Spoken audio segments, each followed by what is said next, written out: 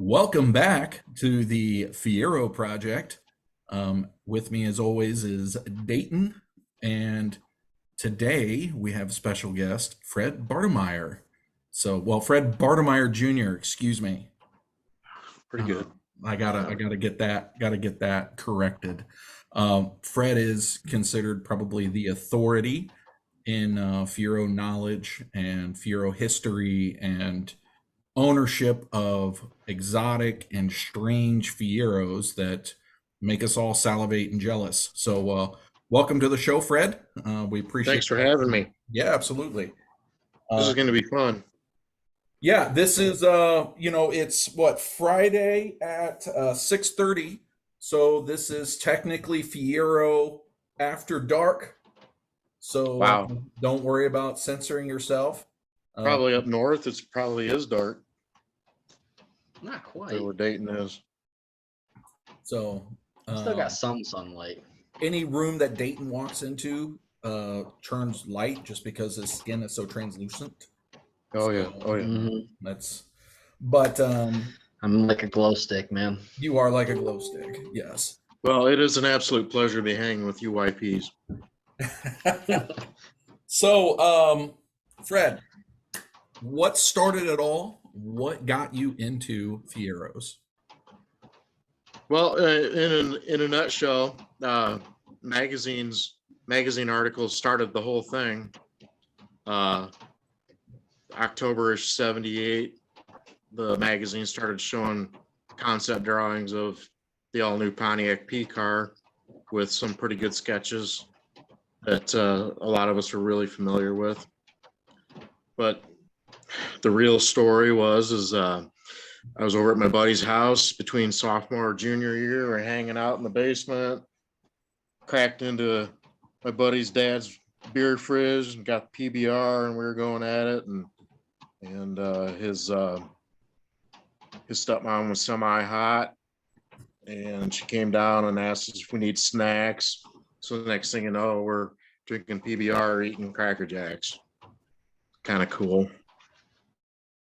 Everything that a young teenage boy would want to do at the time. So my buddy, he got his Cracker Jack prize. There was a little barrel with the little monkeys in it. He's sitting there playing with that. My other buddy, he got his, and it was one of those Consbeck mirrors that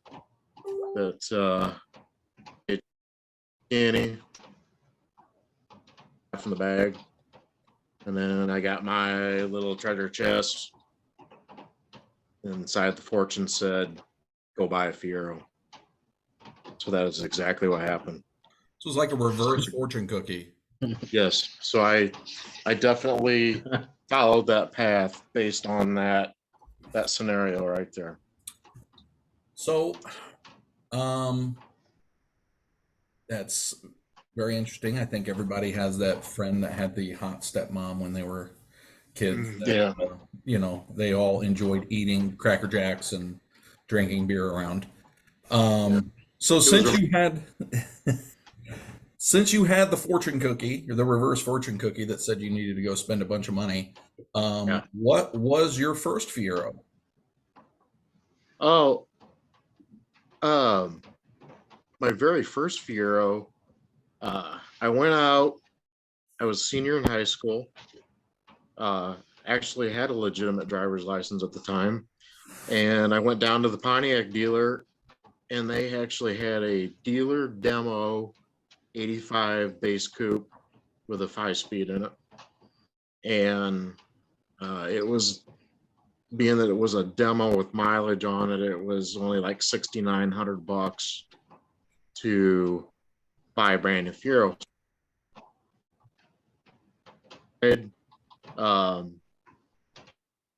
Brought it back, said, yeah, I like it, and I can afford that and everything. And I says, I hear rumors that, the V6 model is going to come out soon. And he says, yeah, but, we don't know when that's going to come out and whatever.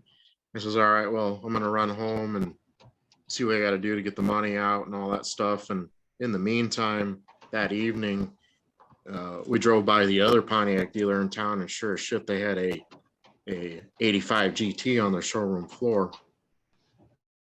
So I went back to them and said, hey, you know, if the V6 model's available, I'd rather have that. And as it turned out, the dealer says, yeah, I figured out that I was in error, and we do have a V6 coming in a couple of days. So I got the call back that the car came in, went over and drove it and bought it on the spot. And it was a 85 GT 4-speed car. And bought that Thursday and graduated from high school on Saturday. So that was my Nice. first I don't year, know. brand new. 85 GT has always been right there, near and dear to me. I don't know why. It's my favorite stock. Well, in 1985, they were pretty cool because there was nothing out there like it. I feel like it was the first car that looked that unique. I mean, the 84s, you could still kind of relate them to some other cars that were available at the time, but I feel like the 85 GT was the first like unique Pontiac Fiero. Well, the year before, the pace car came out, and our dealership had, I think, 3 of them at one point. They put all 3 of them on the showroom floor, and you know, looking at those cars compared to the original Fiero that came out, it's like, holy cow, that thing looks like a spaceship compared to the original bumper pad Fiero. And then, you know, the rumors were they were going to offer it next year with the V6 in it. Well, it all came true. So that car was just a natural progression to just want to have it. So that's how it happened. So you go from an 85 GT, just the first car, to how many do you have now? Like in total, how many Fieros do you have? Yeah, me and the wife just had the discussion, and we counted 29 in our possession. Jesus.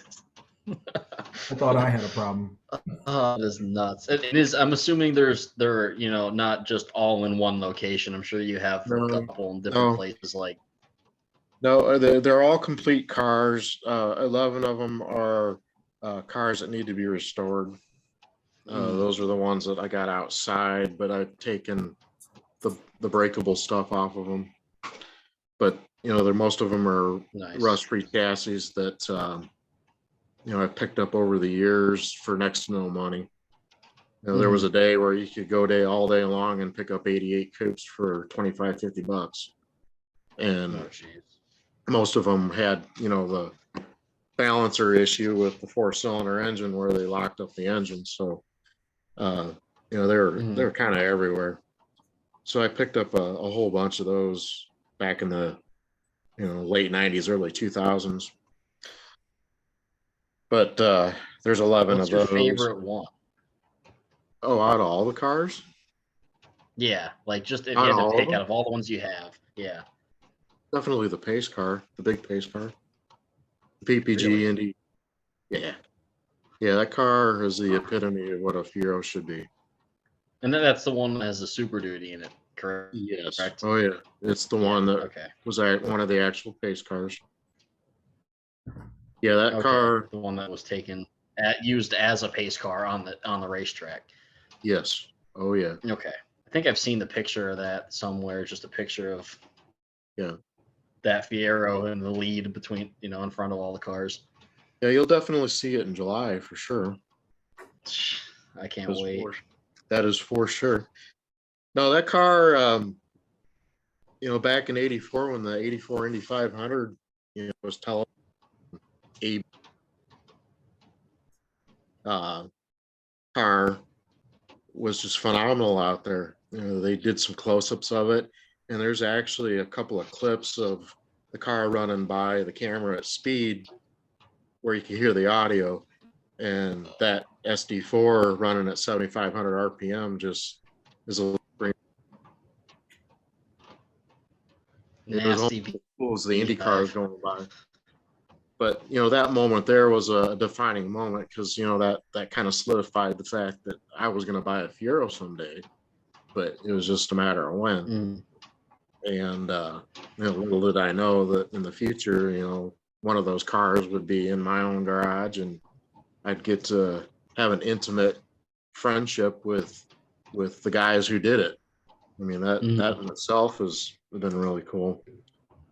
So yeah, that first 85 Fiero GT, I drove it a lot. I mean, in the less than a year that I owned it, I think car almost had 20,000 miles on it. And we drove it everywhere. Back then, everybody. What happened to it then? Well, in February of '86, we went to the Chicago Auto Show, and bam, there's that fastback up there on the turntable, brand new.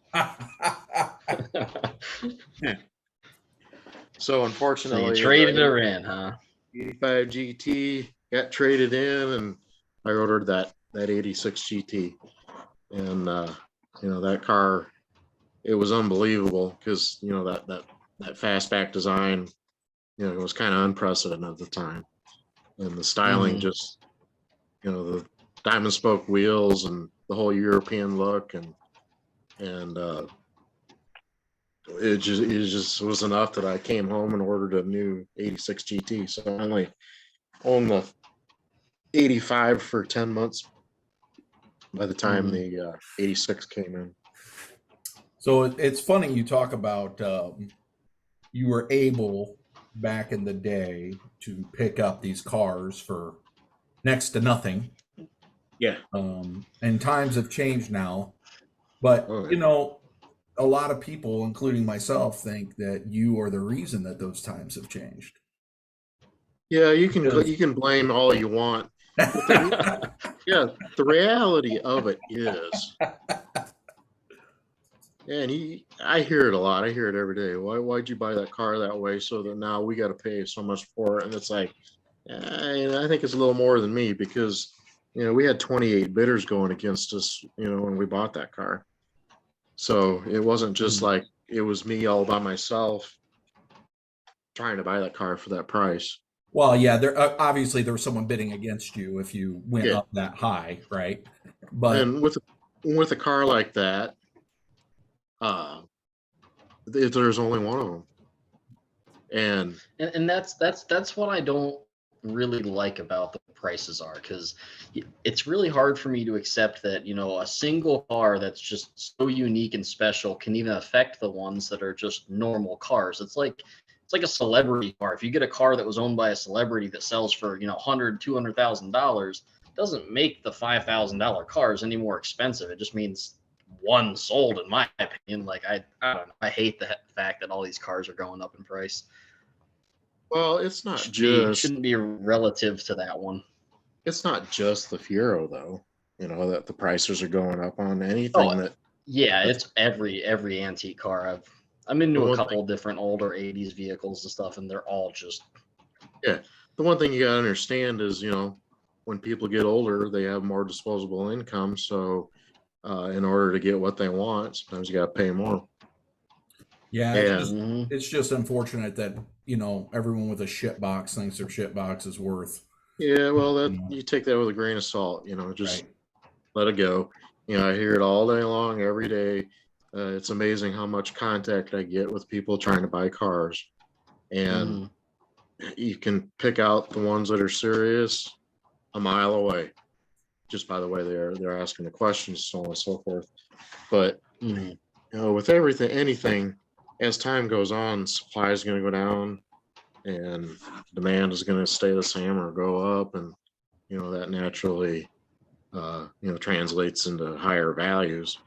As a kid back in the early 70s, my dad was buying muscle cars for $100 off the used car lots downtown and fix them up a little bit and sell them for $300, a $200 profit, doing a little fixing, a little painting, maybe an engine overhaul here and there. And you know how muscle cars are today. A lot of them are six-figure cars all day long. So, in an aspect of that, it's bound to happen. There isn't a car make that hasn't happened. Corvettes, early straight axle Corvettes, back in the 60s and 70s, that my parents were buying them for $500 to $1,000 all day long.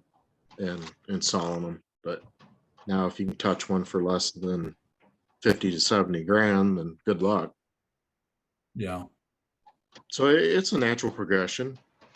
I mean, Yeah, we'll probably see the prices just keep a steady incline for a couple more years, and I feel like the generation that were kids when Fieros came out, they saw them when they couldn't afford them. Obviously, now they're getting to that age where it's like they have that income and stuff, and they're like, sure, what's 15 grand for a car that I've wanted for 20 years, and that's when those they just start going up.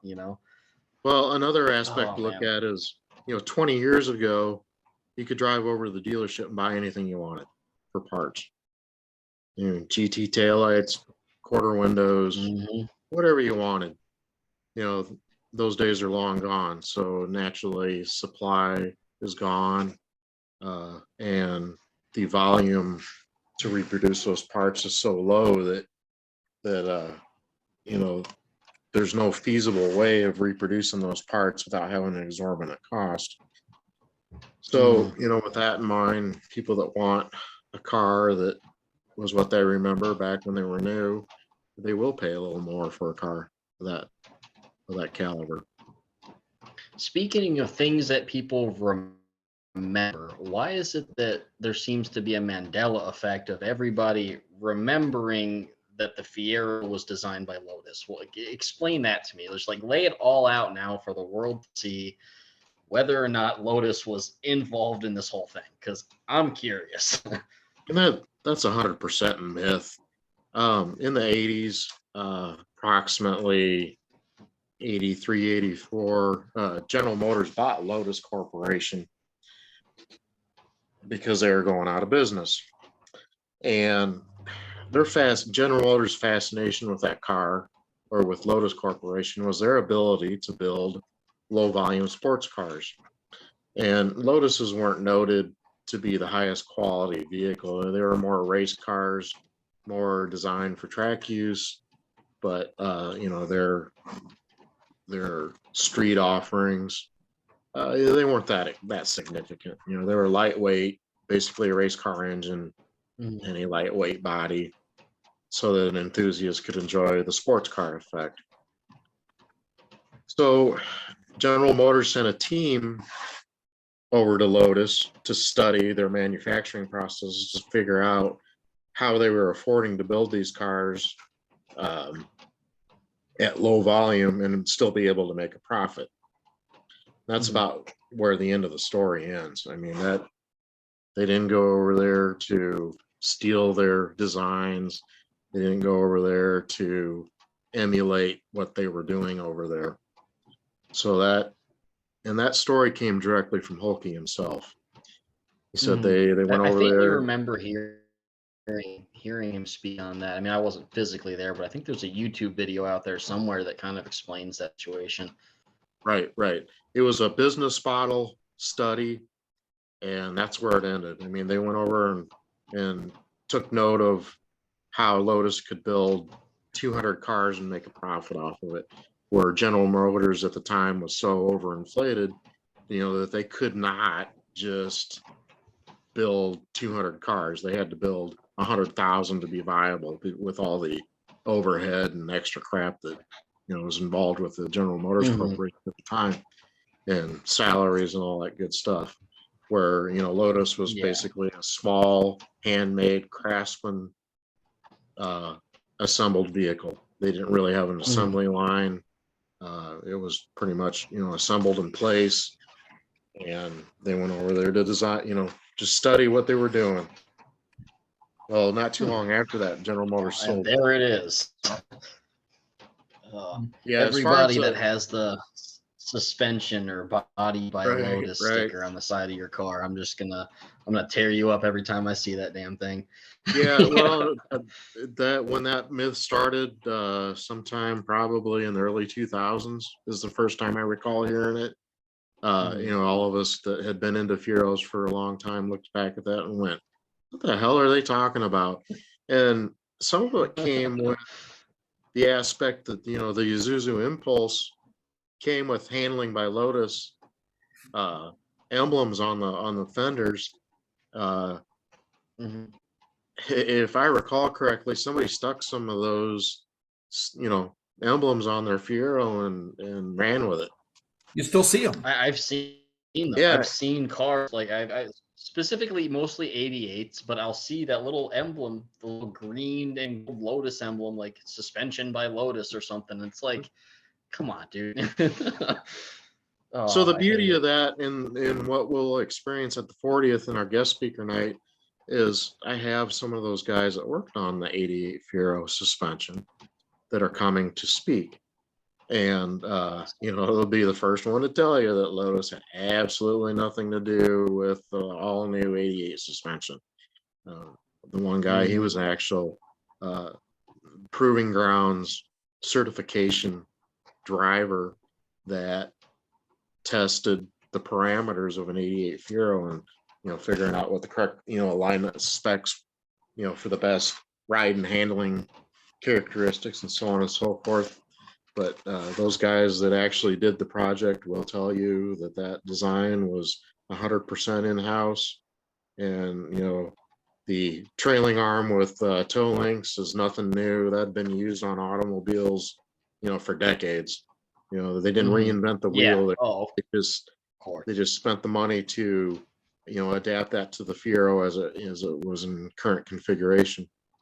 But their goals with that suspension were not to copy or emulate anybody else, but to offer a product that was upgraded from the previous model.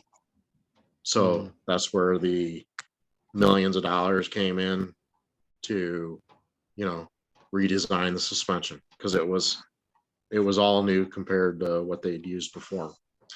But you guys talk about myths. The one myth that I argue until I'm blue in the face about is everybody says, oh, the early cars had suspension off the Chevette in the front and the X car Citation in the rear. Citation. Yep. Good old Citation. But the thing of it is, though, is if you've ever studied a Citation or a Chevette, none of that stuff is interchangeable. There's nothing on either of those two cars that are similar. The only correlation that comes about with that myth right there is the first pre-production prototype Fieros that they built. They did use Citation and Chevette components because they hadn't engineered and designed and tested what was going to be production at that point yet. I mean, if you look at the very early So Fieros, they did make one with that, and then the community just ran with it. And part of that was at the manufacturing level.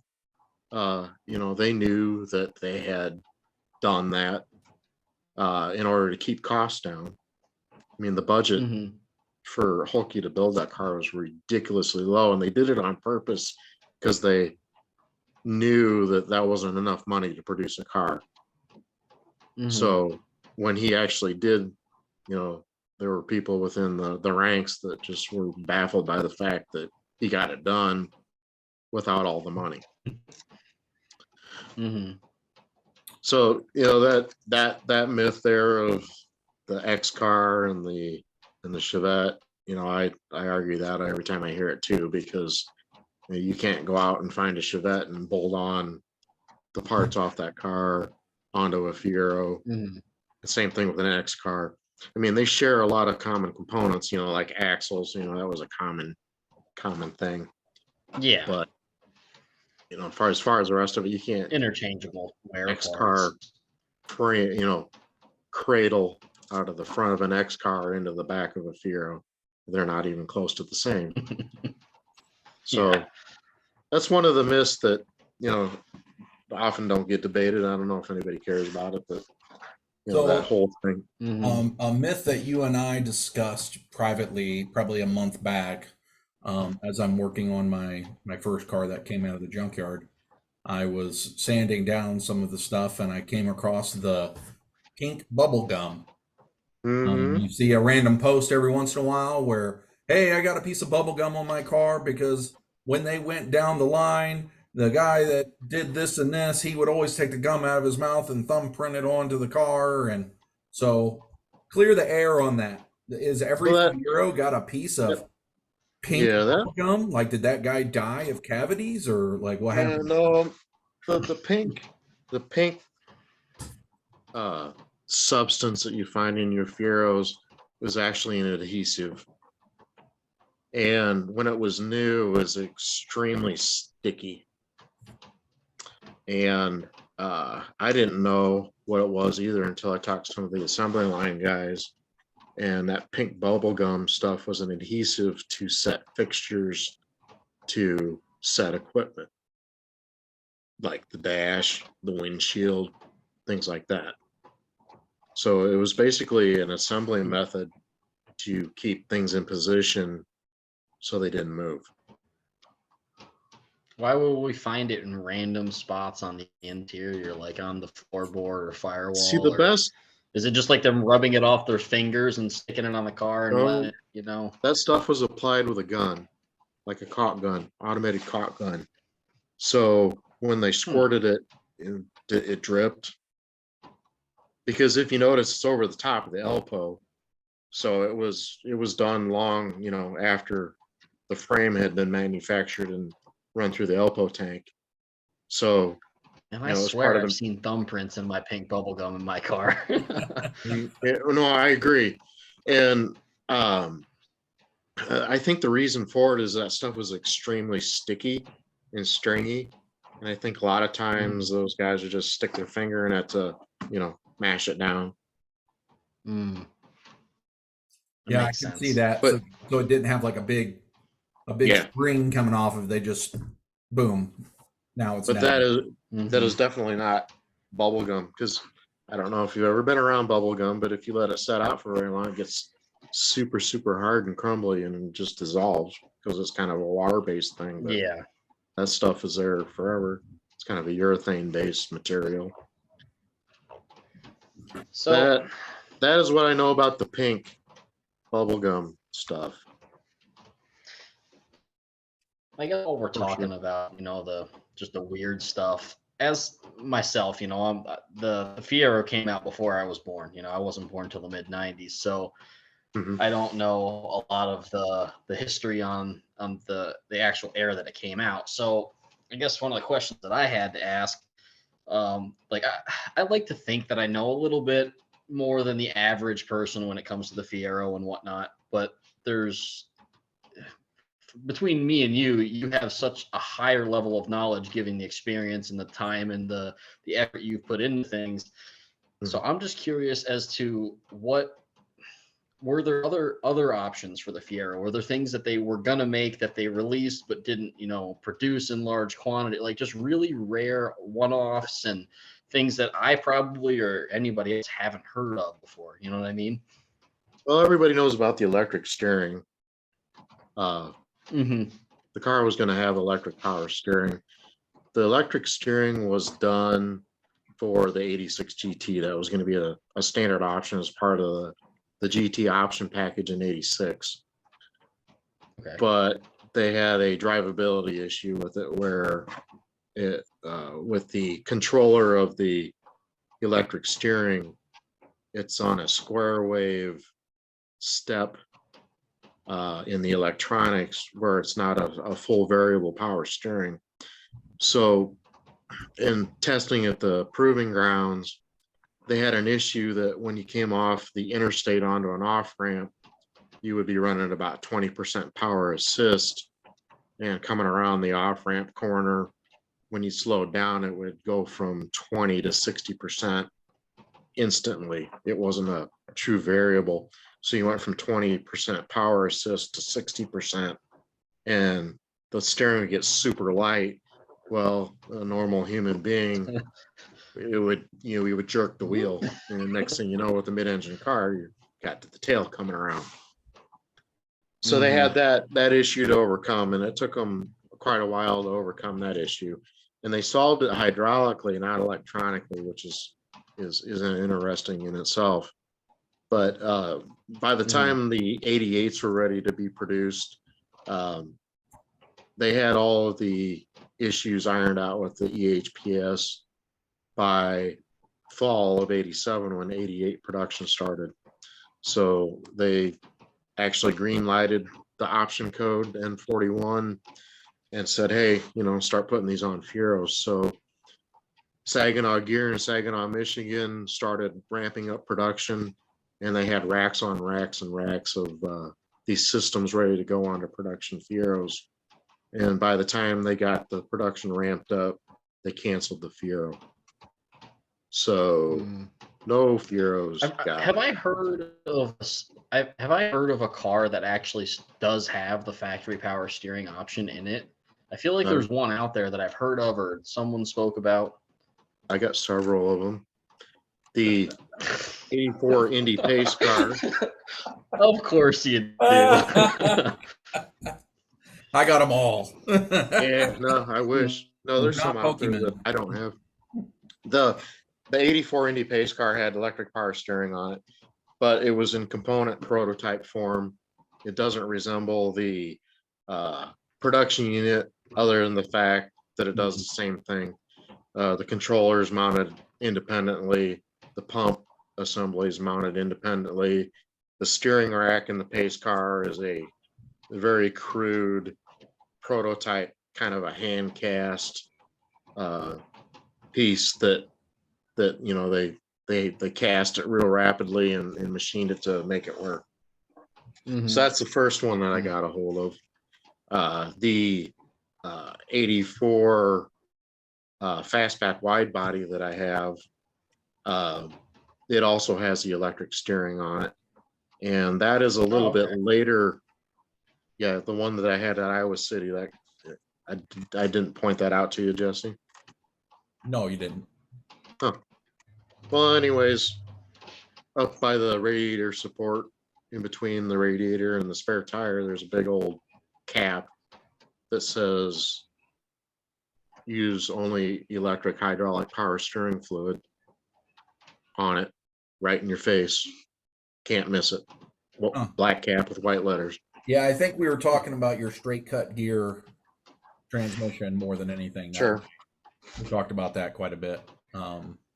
So that car has an early version of the component pump and controller assembly on it, where they were actually looking at a production piece. And once again, that has the early rack on it that looks like a 10-year-old kid cast it and machined it. But Play-Doh rack. Right. But it works. And then in 2015, I got a hold of a 88 pilot build car, which is VIN number 25. And that car has full factory power steering on it. So it has a production unit on it. But I haven't had a chance. Did you see that recent post on Facebook? About? There was a recent post on Facebook about somebody having an 87 pilot car. Yeah. It's pretty interesting. Yeah, Greg, it's been well known for a long time. Greg was one of those eccentric owners that got pissed off at Pennox and all the crap, and he erased the entire thread on that car and just kind of keeps it to himself. But I'm in contact with him, and the only way that car is ever going to sell someday is for a high dollar at a big auction. It's just the way he is. He has a lot of very rare older Pontiacs in his collection, so he knows the value of it. But yeah, that car is legitimate. It is what it is, and he got lucky and found that car at a vocational school and purchased it for probably next to no money, but we'll never know. But the important thing is a weird code 87. That's all I'm saying. Yeah. But that car doesn't have anything special on it. One thing that people with an 88 paint scheme, really. I mean, well, that's what back in the Pennox day when that thread was going around, we had pointed out, and there was a couple of us that pointed it out right away that, hey, the silver Fiero on the 88 sales brochures is an 87 Fiero. If you look at the pictures really close, it's got the wide lip wheels in the front, and the orientation of the brake calipers make it an early car. It wasn't an 88 in the picture. Mhm. You know, we threw out that, hey, you know, it'd be really cool if you could prove, you know, that that's the car.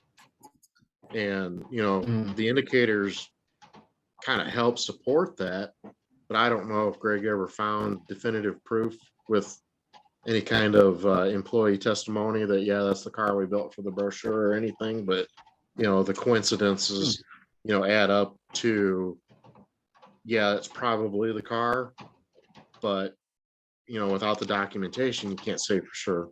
Right. You know, all it takes is Yeah. that one guy that, you know, was part of that photo shoot or that actually built the car to say, yeah, we built that for that, you know, and confirm that. But, you know, I don't know where that I mean, went. it would make sense just to respray an 87, take a picture of it, and say it's an 88 for the brochure. It's probably the Well, quickest thing they could do. back in the day, making brochures was not an easy thing. It's not, you know, like today with digital, where you can come up with a 32-page Render. brochure in a car Right. in a couple of days. That brochure, you know, the photo shoot was done somewhere in the area to 12, 16 months before the 88 Fiero came out in, you know, September of 87-ish. So they probably didn't have any 88 Fieros at the time to take pictures of.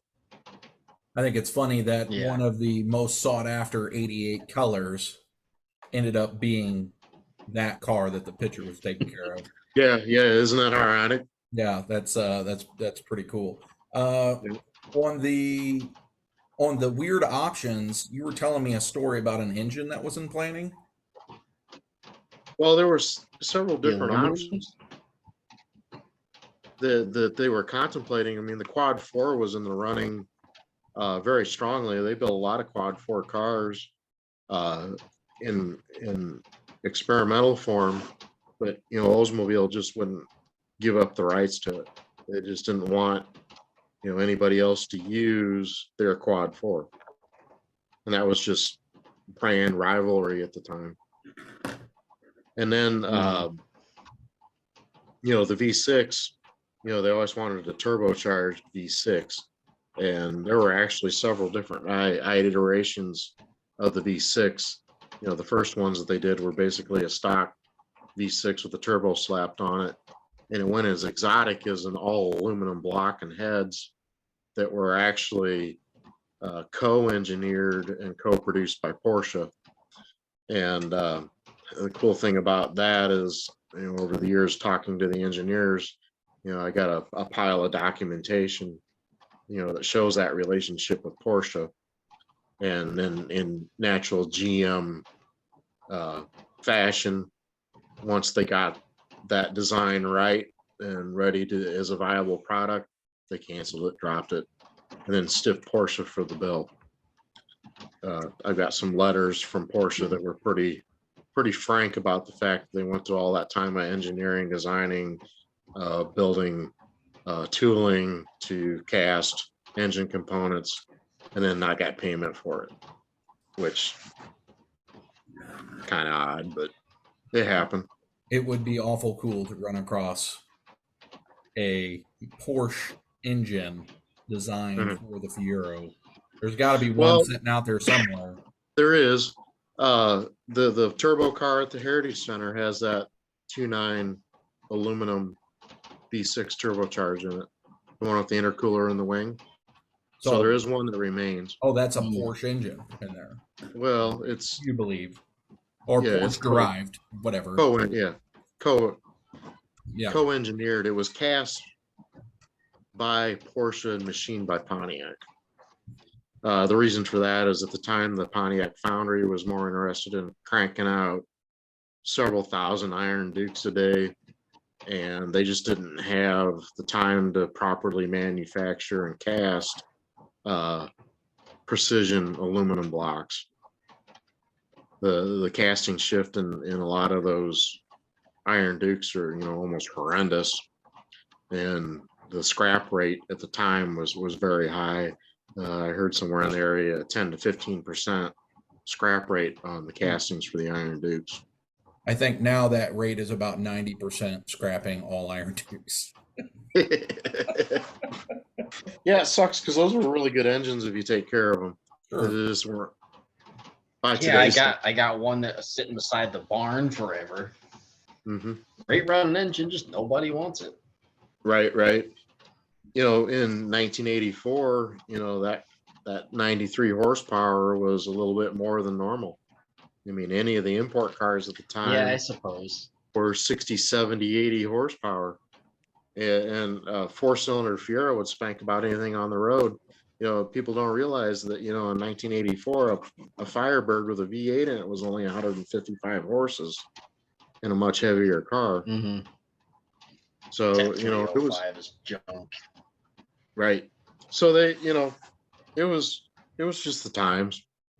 They were more worried about uh, corporate average fuel economy than they were about performance at the time. And Mm-hmm. you know, even the Corvette, you know, there was a time where it was down to 195 horses, and you know, it took them a while to get that back too. Any other weird or cool options that were Well, planned that you're aware of? yeah, well, they in '86 they were going to come out with a trip computer that mounted where your dash pocket is on the right side of your dash, and you know that would have been the equivalent of what any modern car has. It would have had, you know, direction, estimated fuel economy, instant fuel economy, time and distance, typical trip computer that you have in any modern vehicle. You know, that was going to be an option, and it was slated for '86, but they naturally canceled it. For I remember seeing something similar in the Firebirds? Is that what you're talking about? That weird thing that was in like this above center of the Firebird? Just a bunch of different like numbers and like settings and stuff. yeah, that was a more modern version of that. But the one for Okay. the Fiero would have actually been a screen. It would have been an old CRT screen in the dash. Oh, wow. And in one of my past articles for the Knife magazine, I did an article on that. I have to dig it out, but I've got documentation on that whole system of how it tied into the ECM and speed sensor and so on and so forth to calculate all those parameters for mileage and distance and so forth. But that one went past pre-production and almost made production there. And then the whole subwoofer thing, the original plan with the subwoofer was it was going to be mounted in the center console where the glove box currently is. They would have removed that and put a new panel in there to put a subwoofer speaker in there, which would have allowed for a much bigger speaker. But throughout their engineering and tests and that, they figured out that box under the dash, you know, provided better acoustic, you know, dynamics for a subwoofer. So that was a unique thing. The big one was the 4-speed automatic transmission. The General Motors had that 4-speed auto, you know, in the day it was called a 440 T4. It could have been easily put into a Fiero. Never did figure out why they didn't do it. It didn't make any sense because that would have, you know, helped with their fuel economy numbers that they were after, and you know, they never did put it in the Fiero. The best I can tell is the '89 Fieros would have got the 4-speed auto, and you know, that would have become standard. But you know, up until '88, they never got it. Just So you have 29 cars. yeah. You have pretty much everything that you want, but in the scope of the Fiero world, what is your favorite car that someone else has? That's a very easy question. I think everybody that knows me knows the answer to that. But General Motors holds my car that I'd really love to have, and that's the 90 Mhm. Fiero. I would drop any kind of morals right now to go get that car. You have those? No, Have you tried talking? Like, I mean, I'm assuming you have actually gotten contact with somebody and like spoken about it, or just yeah, denied multiple it's been a times, wild or how is that pursuit. going? Yeah, that's been a wild pursuit for 20 years. I mean, that is something that I've been after for a long time. I almost had it twice, and I really don't want to get into the details of that in public. But in a nutshell, General Motors legal department axed the transaction 2 times on me. Mm. And the second time I remortgaged my house just to go get it. But came down to that and no deal. And the reason, Damn. just keep reminding yourself, like Garth from Wayne's World, that it will be yours. Oh yes, it will be yours. oh yeah, the family's prepared for it. They know that if it's a go, I'm gone, and we're gonna be eating a lot of peanut butter and jelly for a long time. But that is the car. Would you look at selling any of your other ones in order to buy that one? Oh hell no, that's a dumb. Sell is a very dirty 4-letter word, and we do not repeat that word in this household. I'm somewhat offended that you brought it up, Dayton. That is a bunch of crap. He's a redhead. Yeah, I know. People just get too offended these days, man. Yeah, I know. The Fieros that I've bought over the years are because, number one, I like them, and number two is the rarity and the uniqueness of them. And I technically never really need to buy another Fiero. It wouldn't make any difference on the overall, run of my collection. Last summer, though, there was one that came up, and thankfully Jennifer Goss helped me find this car, and she supported, getting the information to me. But I found one of the 4 silver GT tops that were made in '88. So that was the last one of significance that I brought home. So Okay.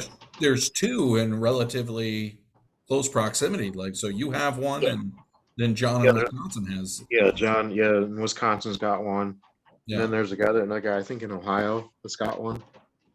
And then there's the 4th one still exists, but we're all actively going after it, and I'm not going to tell where it's at for obvious reasons.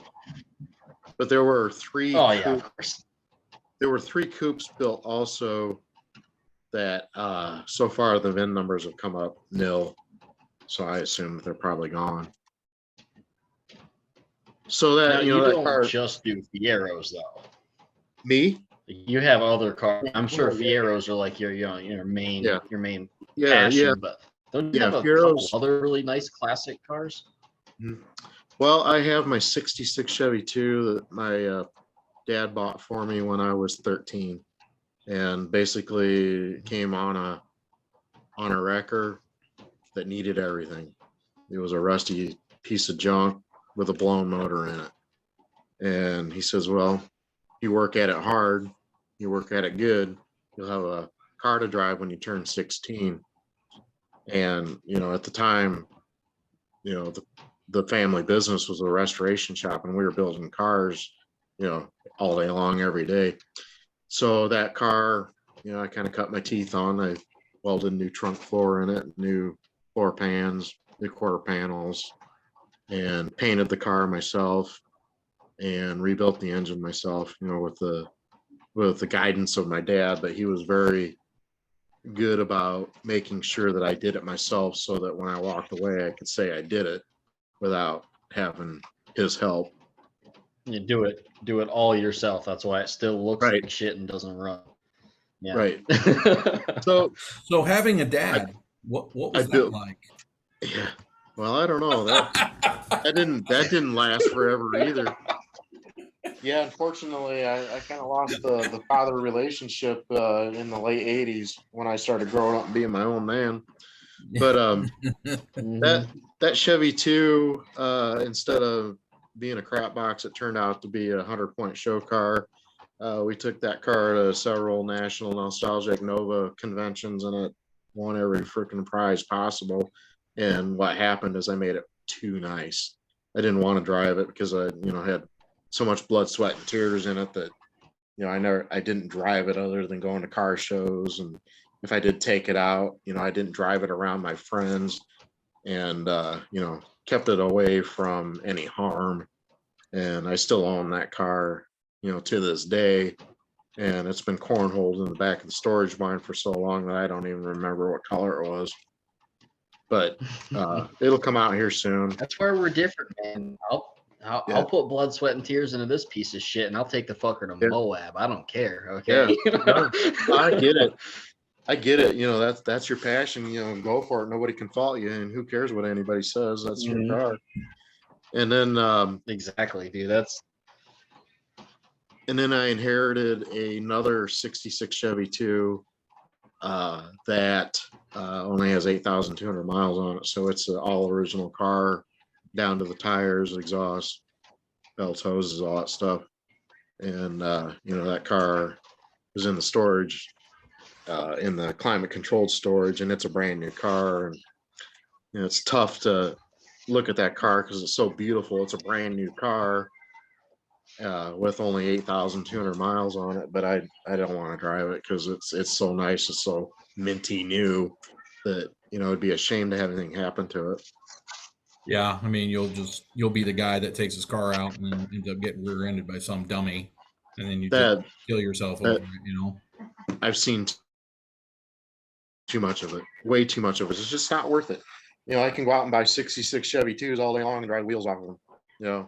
But to have an original car like that, that was bought from the original owner. My dad bought the car in 1970. The car was only 4 years old, from the stereotypical little old lady that drove it back and forth to get groceries and go to church.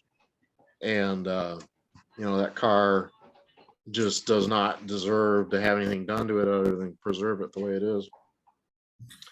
And then in the early 90s, I bought an 81 Firebird Formula that I still have. That car is a rust-free car, but I drove the wheels off of it. I think it's got somewhere in the area 315,000 miles on it.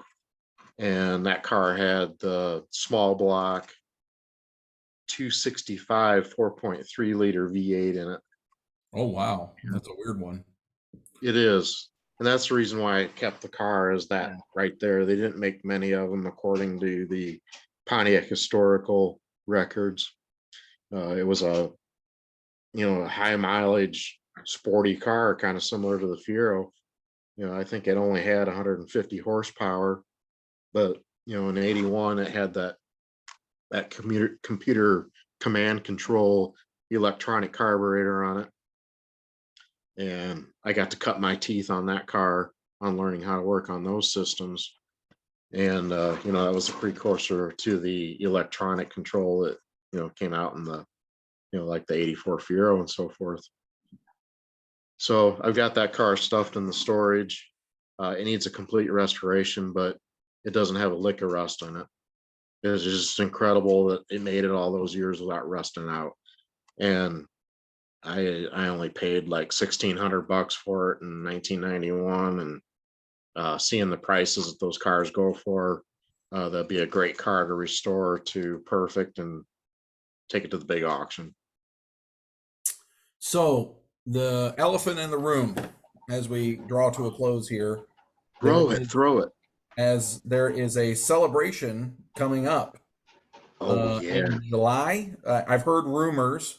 You guys heard about that? There's going to be a collection of people and Fieros in Pontiac, Michigan, around the 40th anniversary of the car. Do you know anything about that get together? Well, I don't know if he does. He's still using dial-up. He still gets faxes and shit. I can call some people. I mean, I know some people that might know. No, the cool thing about the anniversary celebrations is I was on the ground level at the 20th anniversary. I was involved in the organization of that show, and it just continued. My passion for the car and the Fiero community is just one of those things I got to do. It's just something that has to be done.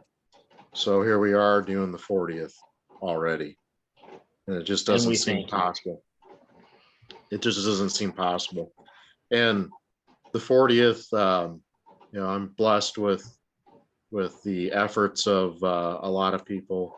There's one particular individual that's really knocking it out of the park and helping on making sure the 40th is a success. And you know, I got a shout out to Jen Goss on her efforts, because she's made Mhm. a huge difference in, you know, bringing the newer Fiero community to the older Fiero community.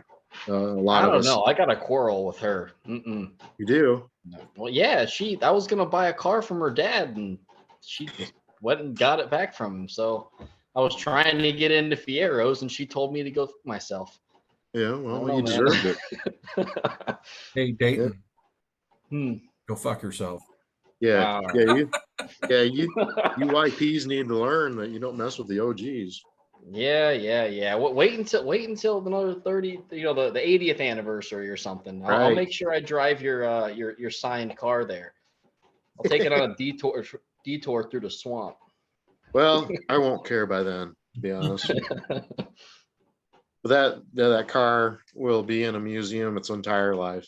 That Hmm. I'm going to make sure of that, because you know, like I said, there's only one, and the car is so fresh new. The minor things that it needs to make it brand spanking new is very minor. Hmm. And you know, with a It's good 35-year-old somebody kept car. it in really good original condition. That's something I was Well, actually pretty happy to hear, because what I expected somebody to buy it in '88 and just drive it. You know, like well, the second to last car did meet that faith, did it? and you know, it's kind of a lost cause. You know, that's been a dead end for a long time. And one of the cool things is through my research and communication with the former plant employees for the 40th, we did find the guy who won that car, and he swears up and down that he's got records and the names and addresses of the guy who bought it from him clear back in the 90s. So once again, the window of opportunity is opened back up, but it just seems really odd that that car disappear off the face of the earth. You know, stranger things happen, but you know, the whole thing, when you run a Carfax on it and there's no record from like 1998 to current, you know, seems really odd. It seems like somebody might have gotten rid of it. Right. Well, that car was driven. Does it show any Carfax for the mileage back in '98? No, No? it didn't. No. So But you that don't car know was, if it was driven a handful of miles or oh 200,000 no, it miles. was, we know for a fact it was driven daily by the winter.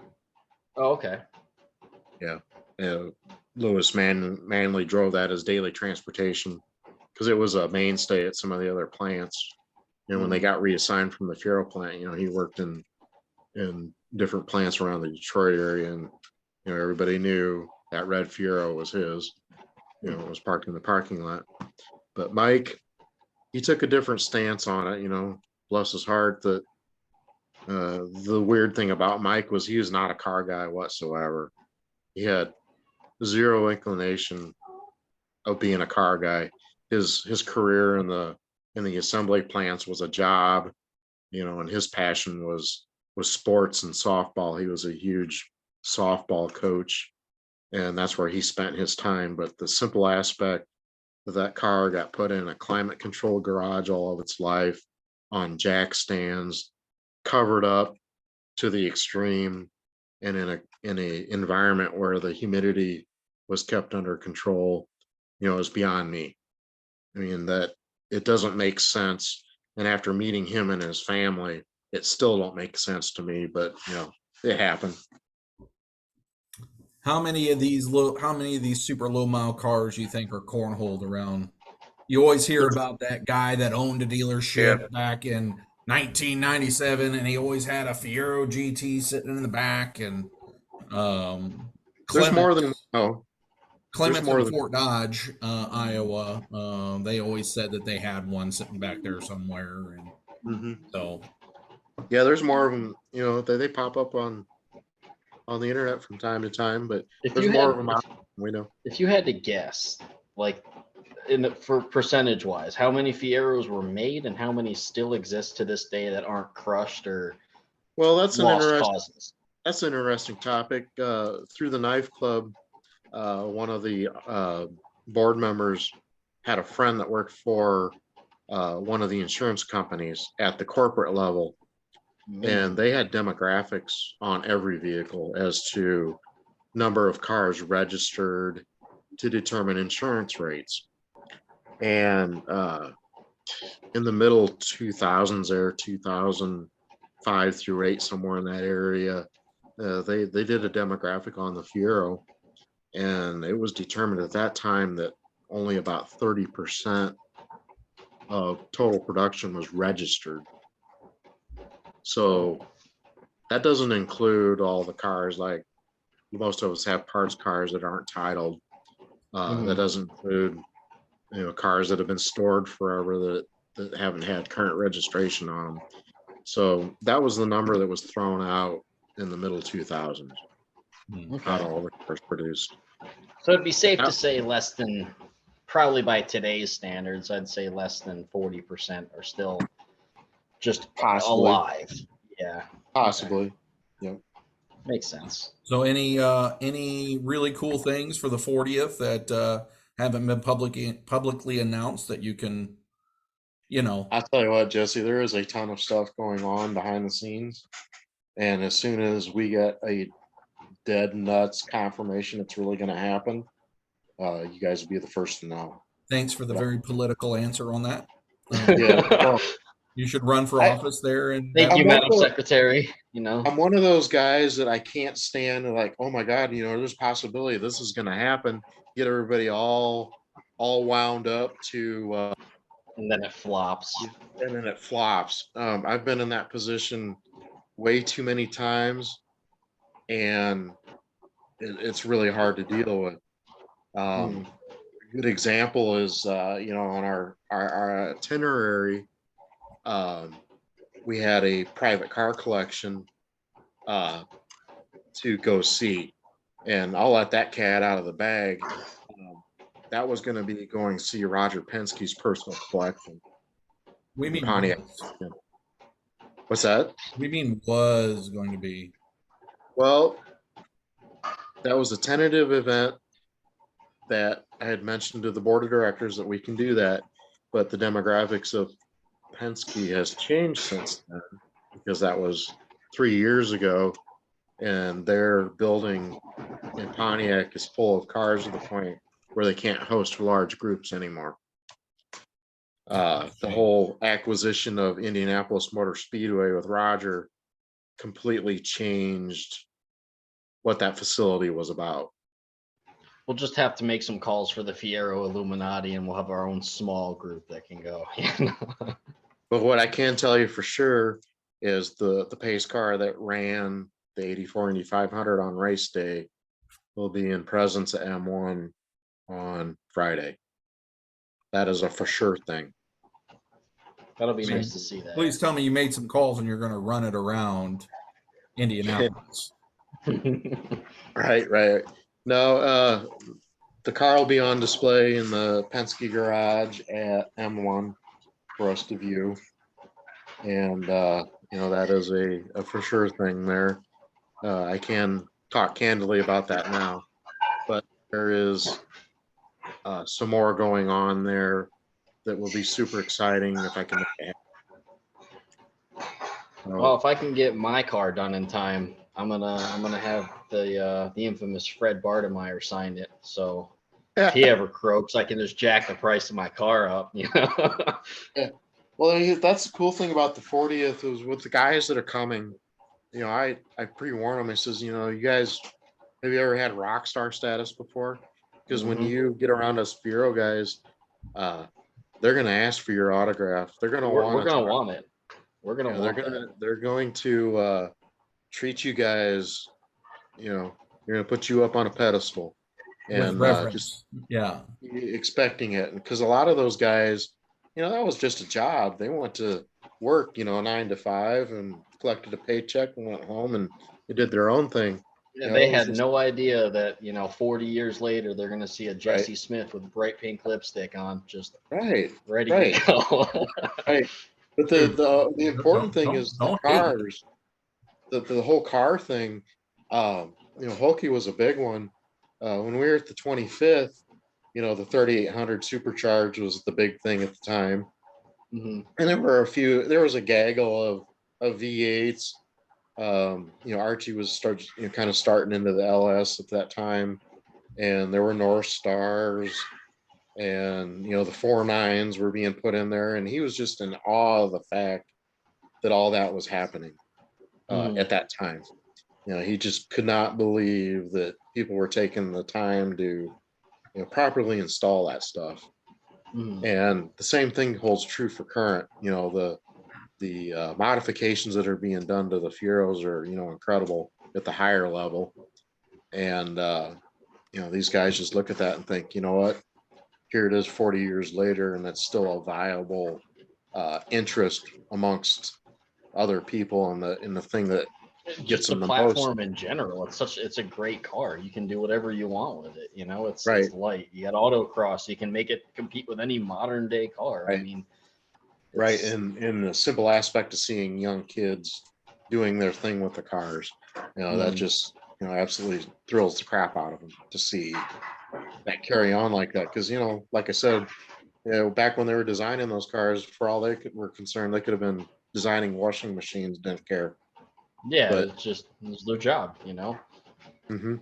So to put them in a rock star status, some of them don't understand that. They're like, okay, whatever, But once they get around us and understand what the Fiero community is about, it gets to be pretty fun, and some of the stories that come out and the interactions are really cool.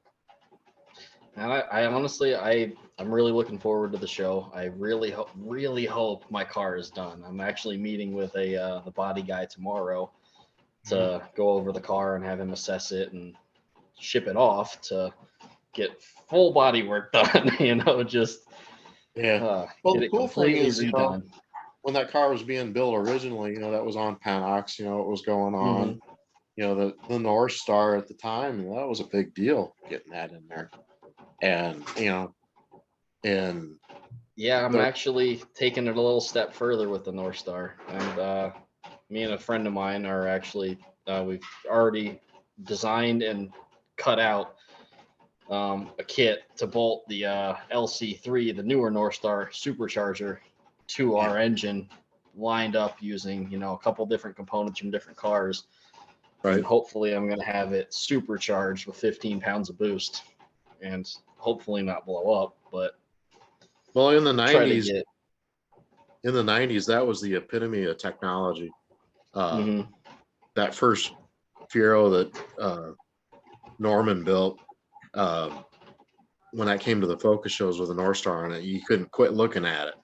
It's like, That holy, was Obsession, right? yeah, that was the obsession.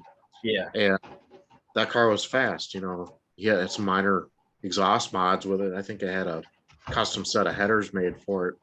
And, whenever that car drove by, everybody just stared. I mean, it was the Hmm. coolest ever that you could ever possibly do. So, The the North North Star, Star being it is extremely loud straight piped, and I was not I expecting know. it. When I first fired Right, mine up, I was like, "This is not a smart decision." right. Just Yeah, knocking working plates off of the china cabinet in the house, like that was. working on the North Stars at the dealership level. Uh, they were very good engines. They just had a couple little idiosyncrasies that made them, in the public Man, I eye, tell bad engines. everybody that. I give people, everyone that ever wants to argue with me about the North Star, it's like, here's North Star Performance's website. Spend $1,500 and have an engine worth 500,000 miles. Like Yeah, it's no different than yeah. any other engine. It's like, oh, it has a small minor issue that you fix, and it doesn't have that issue anymore. I haven't It's a looked into it mass-produced lately, item. but at one time you could get a cam kit for the North Stars to make them 400 horsepower engines. Yep, you can It actually just now too. North Star Performance just is that started still doing it. available? Well, it used to be CHR Fab. Right, there I you think his go. name was Chris. Yeah, Chris used to Yep. make them. But Yep. North Star Performance is actually actually making their stage 4 cams, and they're I believe they're advertising it's like between 50 and 75 more horsepower to the wheels, Yeah. which it's good. You know, it still has the right amount of duration to keep your stock brake booster in your Cadillac car. You know, so it's a pretty good option. I mean, man, North Star Performance is doing some crazy stuff lately, man. I can't wait. It's just like the Fiero. The Fiero community has solved the reliability issues with the Fiero. We know how to fix the common things that were the problem with the North Star. They're fixing what the problems were. So it's sad. Like I mean, I like older cars and stuff, but I think the Fiero would be the number 2 most comfortable car I could jump in and just go anywhere and not have to worry about a breakdown, something I couldn't fix myself. I mean, the first is my Volvo 240, but that's in a whole nother tier, you know. I dailied a Fiero until 2009-ish. I mean, every day drove to work. I've seen I never had any issues with them. mile Fiero. I never had any issues. They were comfortable. A lot of road trips in them. You know, I got a lot of miles under my belt with the Fieros, and every time I jump in one and drive one, it's just like putting a glove on. No big deal. I mean, really, it's too bad that car didn't make it until the Fast and Furious generation started, because I think it would be a whole different story if that community, you know, back when that car was out. It's the wrong placement too, though. It's the fact that it's American. If it was any other country's car, I think it would have been so much more popular in America. Because look at the MR2. The MR2 is still crazy popular, even the AW11s, but it's just a shittier Fiero. Like, that's all it is. Yeah, well, when the MR2 came out in 85, you know, looking at them, you're like, holy crap, the thing looks like a tin can. And it was so square and boxy and very basic. I mean, don't get me wrong. I still want one, but I think the Fiero's better. But have you ever driven one? I mean, I have driven an AW.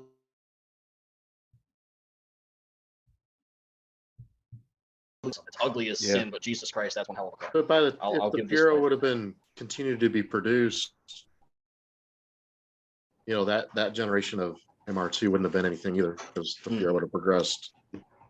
Yeah, exactly. It would have just stayed at level with it or even past it. But those initial MR2s, they were very slow. I mean, that little 4-cylinder was nothing to get excited about, but they did handle pretty decently. I mean, they designed the suspension on that right. It was a respectable competitor, I guess, in the sense of mid-80s mid-engine cars. It was probably the only comparable vehicle made. So, right. But I don't know. I'm excited to see a lot more people get into Fieros. I mean, I'm not all of them, you know, late 20s, but it is nice to see the next generation of people getting into the Fieros and whatnot. Like my 15-year-old, my 15-year-old's 87 GT. You know, right. He's right there with it. I mean, he drove my 86 GT. I let him drive it about 10 miles, and that was it. He was in love. So he loves his 87 GT. I mean, absolutely loves it. Yeah, well, now that I'm retired, I'll be back to driving them more often. You know, I've invested so much resource into this prototype and special Fieros that it's kind of time to go back, because I've, you know, put away the drivers. Well, since you're so good at driving Fieros, I'm going to let you take mine on a lap around the M1, and I want you to get the best time for the day. So you either get the best time or you wreck the shit out of it, one or the other. You know? I'm hoping that day that I've got so much stuff going on that I won't have time to do that if my plans come through. Like I said, there's a lot of stuff going in the works that we're waiting for confirmation on, and if it does happen, it's going to be super cool. Well, if you guys need any more help with anything, I'm sure Jesse and I would be willing to offer our services. You guys are already on the list. Voluntold, I think, is the word that you use. Yeah, right. Now, the big thing is judging. for years, I've Everyone's tried car sucks except mine. yeah, right. I've tried to do a standardized judging system. I started the judging with the 25th. The 25th, 30th, 35th has been a judging system that's been derived by me. And it's my goal in the end to have a standardized system so that we have a reputation within the Marquee Club of being the authority on being able to evaluate a Fiero, similar to what they did with the Corvettes and so on and so forth. But that takes a lot of time and a dedicated team to get that all going. And just to So study it and just to understand how to judge the cars too. right, that is an ambition of mine to get that solidified, before I go out of this world. So in the future, there's a reference as to what's right and wrong, and establish a criteria that sets a standard. I've kind of did that, but haven't had the chance to expand on it. Mm-hmm. So And with my background, it shouldn't be any big deal. It's just a matter of getting that team together that cares enough to follow through with it. as we wrap this up, any final thoughts, Dayton? Not really. I mean, I don't know how long this went on pretty good, and I think it This was is a our decent longest one conversation. yet. Yeah. I mean, I mean, the thing is, we can just keep and going. he deserves it. It's Fred. I mean, we come can on. just keep I going. mean, we can talk all night long because my head's full of stuff that Well, go as ahead. you know. You spit something. We already out, know man. your I head's mean, full of stuff, the friend. thing is, Yeah, right, I feel right. like there's a lot of people that would see a video like this that might not know you or might not know of you as well as a lot of the other, Fiero groups. So it's like, I mean, spill some of your knowledge, man. I mean, tell that 16-year-old kid. Yeah, so I'm third generation car collector. My grandfather started collecting vehicles post-war. That'd be the 40s. But he bought 26 Ford brand new and lost it in the Depression, and then bought the car back in the 40s. Luckily, it didn't get scrapped, and we still have that car. Jesus. And it's a ton of fun to drive.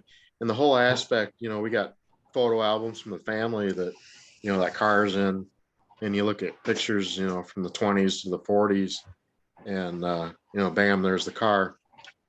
But that's where the passion comes from, is of the understanding that the automobile is more than an appliance in our family. We just don't buy cars to have something cool to drive and impress our friends and look cool out on the highway. It's more than that. Most everything that my parents have bought new, we still have, and naturally they're all low mileage, very well taken care of vehicles that are worth a significant amount of money today. But that's where my background comes from, is preserving the original cars. I think that's something we're losing, because like as these self-driving cars come out that you plug in at night when you get home, while some of that is cool and has its place, I think it takes the soul out of what you're doing. Oh, I agree. You're less There's connected. nothing like driving a manual transmission, big ass V8, rear wheel drive, something, like. Oh yeah. Nothing better than sidestepping a clutch. I mean, that is the best feeling in the world. I Granted, drive car don't drive me. automatics can be faster and more efficient and so on and so forth, but there is nothing like a manual transmission. Well, And I think that's what attracted me to these cars. Is I've had a lot of Fieros. Jesse just likes, stick, Yes, so. I love it. Love it.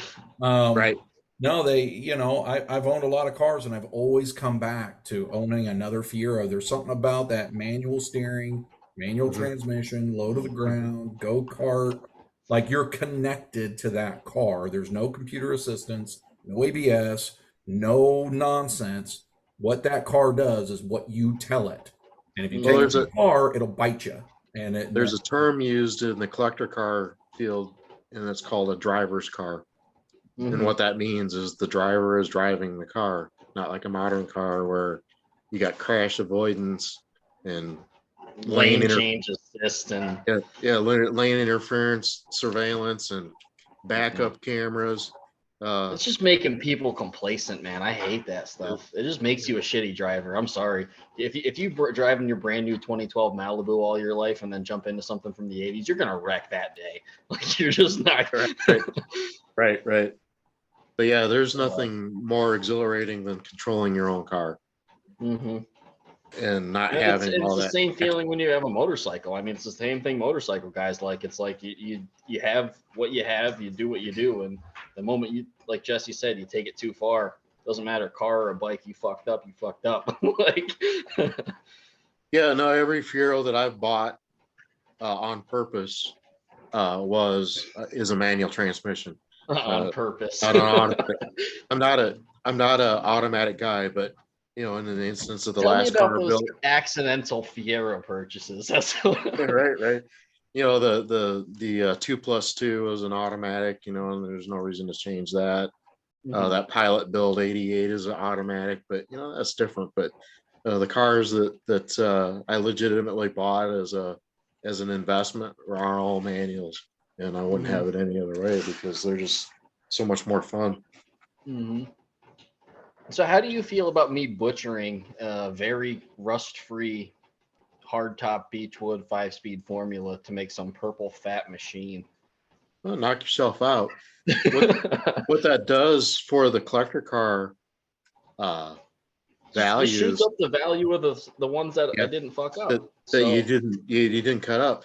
You know, that's a debate that goes on forever. I mean, there's a lot of very rare desirable automobiles have been cut up over the years to make hot rods out of, and you know, there's nothing you can do about it. It's just a pile of metal and plastic and Well, rubber. that's the thing, is whoever owns the car, it's ultimately their decision. I mean, it's like you said, it's going to bring the values of the ones that are still left up. It's no different than just aging or having cars that get wrecked or destroyed over time. You know, the one thing that does irritate me a little bit is when somebody buys a really nice car, cuts it up to do this really cool project, and never completes it, and then the car gets thrown away or scrapped or whatever. I've seen that way too many times all the time because they just don't realize what's involved in completing a vehicle, you know, and to it fruition. sucks seeing that. I mean, you all know how much stuff costs, and you're going to have a lot of money in that little purple car to make it look the way I already have a lot of money in it, and I'm looking at throwing another tens of thousands of dollars at it. There's no preaching to the choir on that one. And in the end, it's going to be your car and you're going to like it, but it probably won't be worth a lot of money when you're done with it. And that's the I'd be happy if it was worth what I had into it. I mean, at that point, at least I'd be, you know, happy that if something happened, I could replace it. But to be honest, I'm more excited for just having the car, just to own it and have it as my car. And at one point, it was somebody else's build, but now, after everything that's been said and done that I've done in my own garage, it's my car now. It's not anyone else's, you know. And that's, I mean, in your defense, by utilizing a rust-free chassis to achieve your dream that's going to come to fruition, what's the big deal? Who cares? Exactly. Yeah. I mean, it's no different than if I were to do it to any other car. You're not building the car to flip it. You're not building the car to satisfy anybody else's needs. You're building it for yourself. Make it what you want. I will say this marks the very first time anyone has used the term little when referencing Purple Rain. So doesn't the thing weigh like 10,000 pounds? Actually, my registration says 9,000 pounds, and I'm not kidding. I actually have registration paperwork that says that because the DMV just didn't look at the paperwork, and that's what I wrote. Dude, the cool thing about that car is, you know, we watched that car go through the build. You know, that was segueing back to the North Star. You know, we watched that car get converted to the North Star and all that, and it kind of disappeared for a little while, and then all of a sudden, bam, here it is at the Nationals with this wild body panels on it. And you know, looking at the car for the first time live, it's like, wow, somebody put a lot of work into it. Now, why it went from original form to sitting in a backyard somewhere is beyond me. I I mean, if you actually know why. shoot, I've done a lot of digging on the car. So from what I have been told from multiple sources and different people is after John Watts built the car, it was at the 97 or 99 show or whatever. It was shortly after, I guess he was diagnosed with cancer sure, and was also going through a divorce. So the story is he sold the car to a friend for $1 just to keep it out of the divorce, like you would normally do. And then after the divorce was finalized and such, he died of the cancer. So his buddy kept it for a couple of years and drove it around and blew the transmission up. And that would have been, I think the inspection sticker said like 2003 or 2002 or something like that when it was the last time it was inspected. And then it just sat. And then it's when I think the owner that had it in Virginia picked it up. And then it also just sat. And then it just kept sitting. And right, just since the early 2000s, it had just been sitting outside in the backyard. right, And it right, was such a sad sight. And like I said, I drove halfway across the country to pick it up when I finally convinced the guy to sell it to me. right. And it was a basket case. I have not seen many Fieros that were this rusty in certain spots. Right. Just the car on the outside looks awesome, but there was a lot of, not to speak ill of anybody, there was a lot of shoddy workmanship that 20 years ago, 23 years ago or so is probably expected, just to get it to work, and it's new stuff at the time, and you got to do what you got to do. But nowadays, seeing that car originally, it's like, okay, that was an 80% effort. Because when it was new, it fit, finish, and quality of the finish work, wasn't 100. But the idea of the whole thing was pretty cool. Yeah, I also like, if it wasn't for a lot of just the physical issues that it had, a lot of the engineering and the design of the way that it was done is very interesting. Like just the way he did he put a Cadillac cradle in the rear of the car with Fiero 4 mount points welded on and bolted up, so it was essentially just a bolt-in cradle with Cadillac suspension. Like it had more of an 88 design rear suspension because of the way that the coilovers were sitting in the strut towers and everything. Like it was very nicely designed. But and that was a solution to the issues that most swaps have, is the drivetrain isn't strong enough to hold that kind of horsepower. And that was a very creative solution to just bolt the whole bitch in. Take care of the issue. Well, Dayton, it's not as bad as yanking a car out of a junkyard that's been sitting for 30 years without a. Well, honestly, without a the way sunroof. your car looks in certain spots with the rust and the holes and damage, that's how this car was. I mean, he just to fit those wide wheels under that 86 chassis, he cut the inside frame of where your foot sits, and it just to bend the metal in so he could have full turn radius. I mean, now that I have it in an 88, I get that extra inch, and I put my spacers, and it actually turns full lock without interfering with anything, so it's not a lot nicer. But back in whenever he got the car and back doing the swap in the 90s, I mean, he didn't have access to 90% of the technology and internet and all the stuff that I have. So, yeah, the work that's being done, out there with Gary is phenomenal because he's actually using some brains in terms of making sure that geometry is right and construction is correct. And he's also someone helping me with my suspension issue.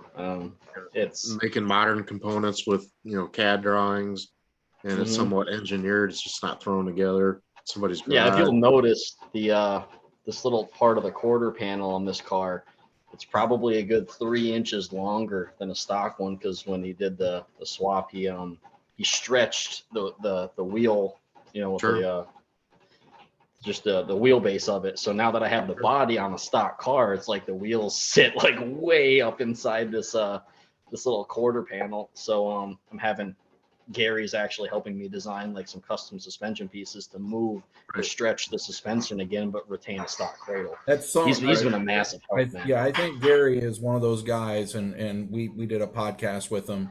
He's one of those guys that does not, I think, in the community get enough credit for Yeah. what he's actually doing.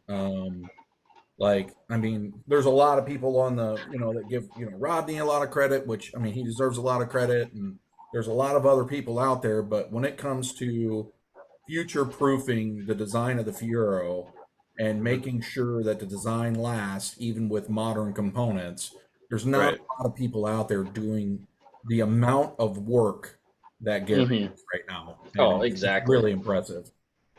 And I hate when people argue with people like that. Like you'll see, Gary post something about, or just anybody that knows what they're talking about, post something and explain something. There's always that one asshole. It's like, oh, that's not right. Or it's like, buddy, you have no idea who you're talking to. Like you're talking to somebody who has years and years of personal experience, and you are sitting in your mom's basement on a key. Well, that's a good example of stay off the internet, period. Because it's some of the stuff you read on the internet, between social media and the forums, it just gets to the point where guys like me, you just shake your head and keep going because it isn't even worth it to read it. Because I haven't gotten there yet. I'll call people stupid on the groups. That's why I've been banned from the Fiero page like 4 times. Yeah. Like I don't care. I'll just sorry, buddy. Your stock fastback Iron Duke doesn't do 144 miles an hour because that's not a thing. Okay, my 86 GT, I took it out on the highway one late night and thought, okay, we'll just see what she does. And I got a ticket. I got a ticket for 122 miles per hour with the brakes locked. So I speculate that it was probably running 130 maybe. And that's with the 4-speed. And that's probably like what they do stock, just full bore. It's not a high speed car. Well, honestly, like I've been in the Fieros with engine swaps and stuff, and you start getting that front end lift at 130, 100, and so like it's short sketchy, wheel, dude. Short wheelbase. It doesn't matter what car it is with a short wheelbase like that. High speed is not where they were designed for. Jesse Quinn can tell you about riding in the 3800 car he bought for me, and that was dumb, man. That was some scary shit. 140 miles an hour. Oh no. I've rode in a ton of conversion cars over the years, driven a lot of them, and it's really cool that you can get that kind of horsepower stuffed in those cars. And I've actually driven some Fieros that had no right to have that kind of horsepower in them because you couldn't control them. I mean, when you start turbocharging. I guess in your opinion, what do you think is the top power you should have in a Fiero to be reliable and safe? Is like safe is a very wide range, but 300 horses I think is about viable. When you get after that point, it's more of a driver's car. That you can get into trouble really quick with traction issues. I've driven. I got 13-inch wide tires on the back of the bitch. Well, not the guy running 215, 55 15s. And it's all just because of the aspect of tire size available, weight. A Fiero doesn't weigh that much in terms, with high performance cars and the wheelbase. And I've actually learned that might be a problem for my car due to the fact that it is such a light car. Yeah, obviously mine has a little bit of weight to it, but just talking to someone that does something with aerodynamics and traction and whatnot, and turns out that my wide ass tires are probably going to have less traction than like a 7-inch with how light the car is at a certain speed.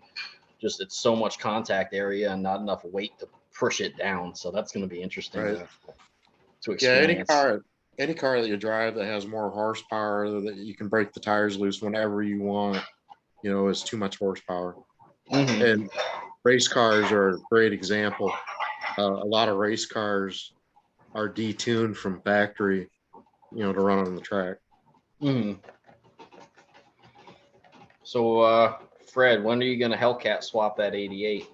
Yeah, probably never. Probably not. That's a No. Dodge. Mm-hmm. It'll be fun. Yeah, Someone's going to yeah, do it yeah. That 15, poor 20 car's years from now. that car's secluded to a life of not running, Living in a bubble. Mm-hmm. and that it does. Yeah, Well, it's- as long as you get people to see it and people to respect it, and that'll be good for the community, I think, especially being is the last car. I think that's the last production car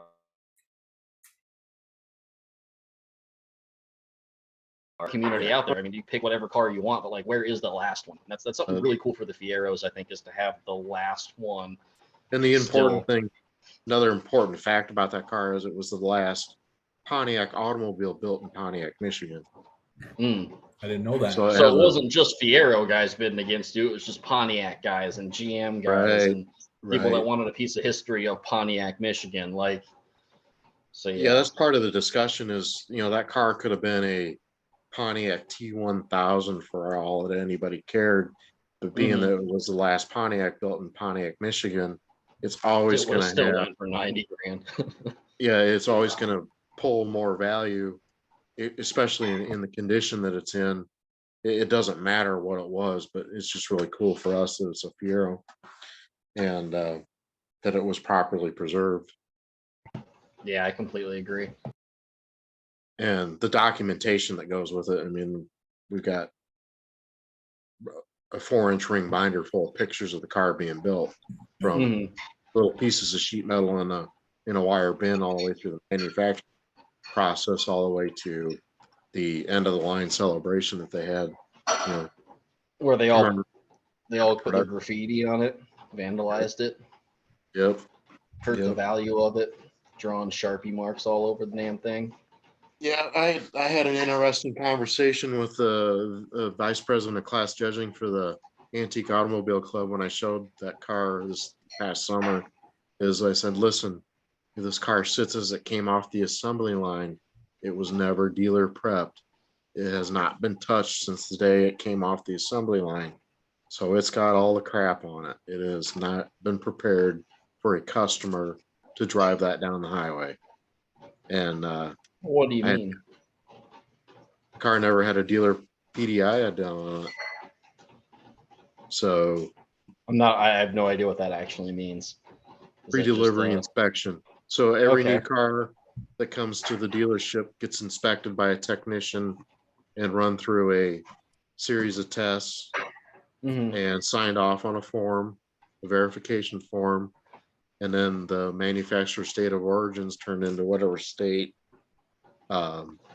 that it's registered in to certify that it conforms to all current laws and stipulations and requirements by the government, that it's a legal car. Yeah, a road ready car. Okay. Yep. So it probably never even had the center caps put into the wheels, and No. So that motherfucker didn't even have an alignment yet. Okay. So what happened was when the car came home, Mike still had friends still at the Fiero plant, and even though the Fiero plant was closed, he conjured out an extra set of wheels and tires for the car out of the Fiero plant. So that's what was put on the car. And forever we thought that whenever the car was out, it was riding on the original wheels and tires.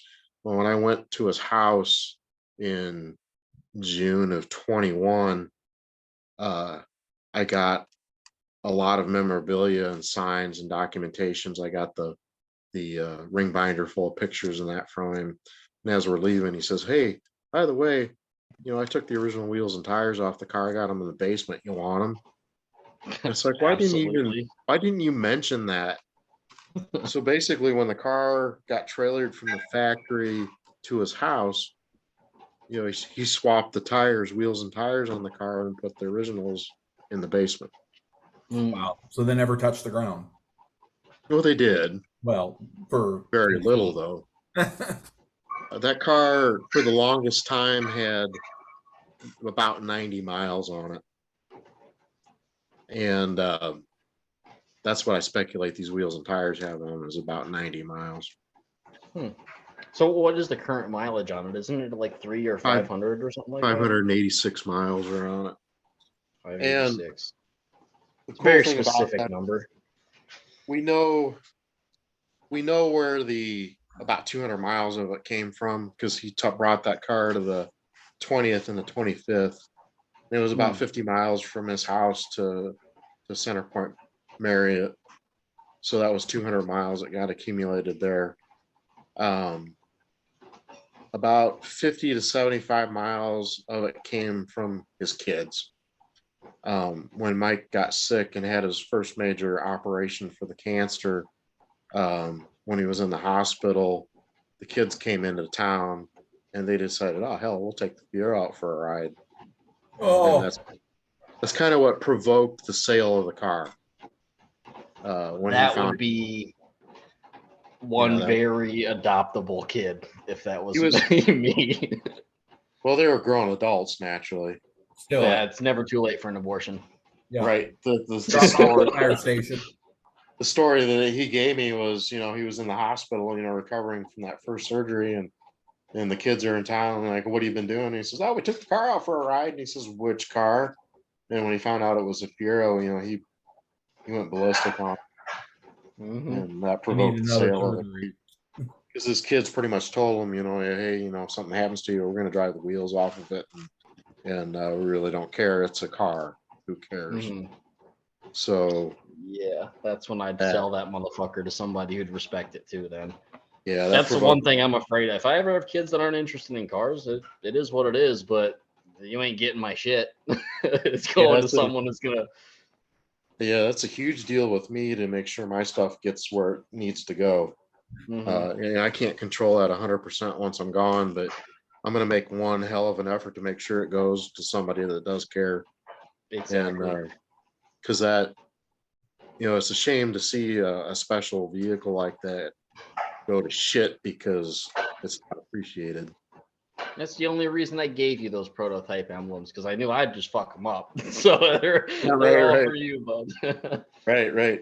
But I gave you good reason why you would fuck them up if you did use them. So yeah, well, that's the thing. I wouldn't have known that they weren't UV resistant. I'd have put them on the front of my car and wondered why they're cracking. And watched them curl up into a little ball. Yeah, so plastic goo with. But again, it's something that I'd rather someone who has the knowledge and has the respect for that item to have it, because right. Let's be honest, it's 2023. I can go 3D print the same damn thing if I wanted to, and just the piece of history is more valuable to you than it is to me.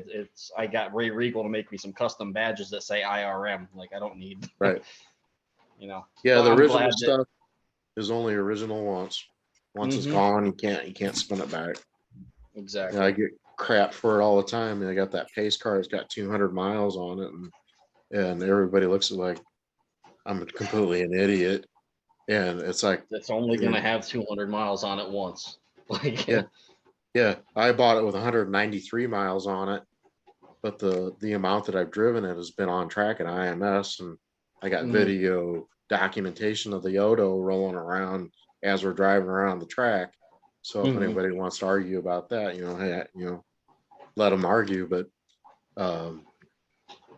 that car will never see any usage, and it once again is a brand new car that's been properly preserved. But for a guy like me, getting a hold of that prototype stuff, is a dream come true, because that is the forbidden fruit, and by all means it should not exist. I should not.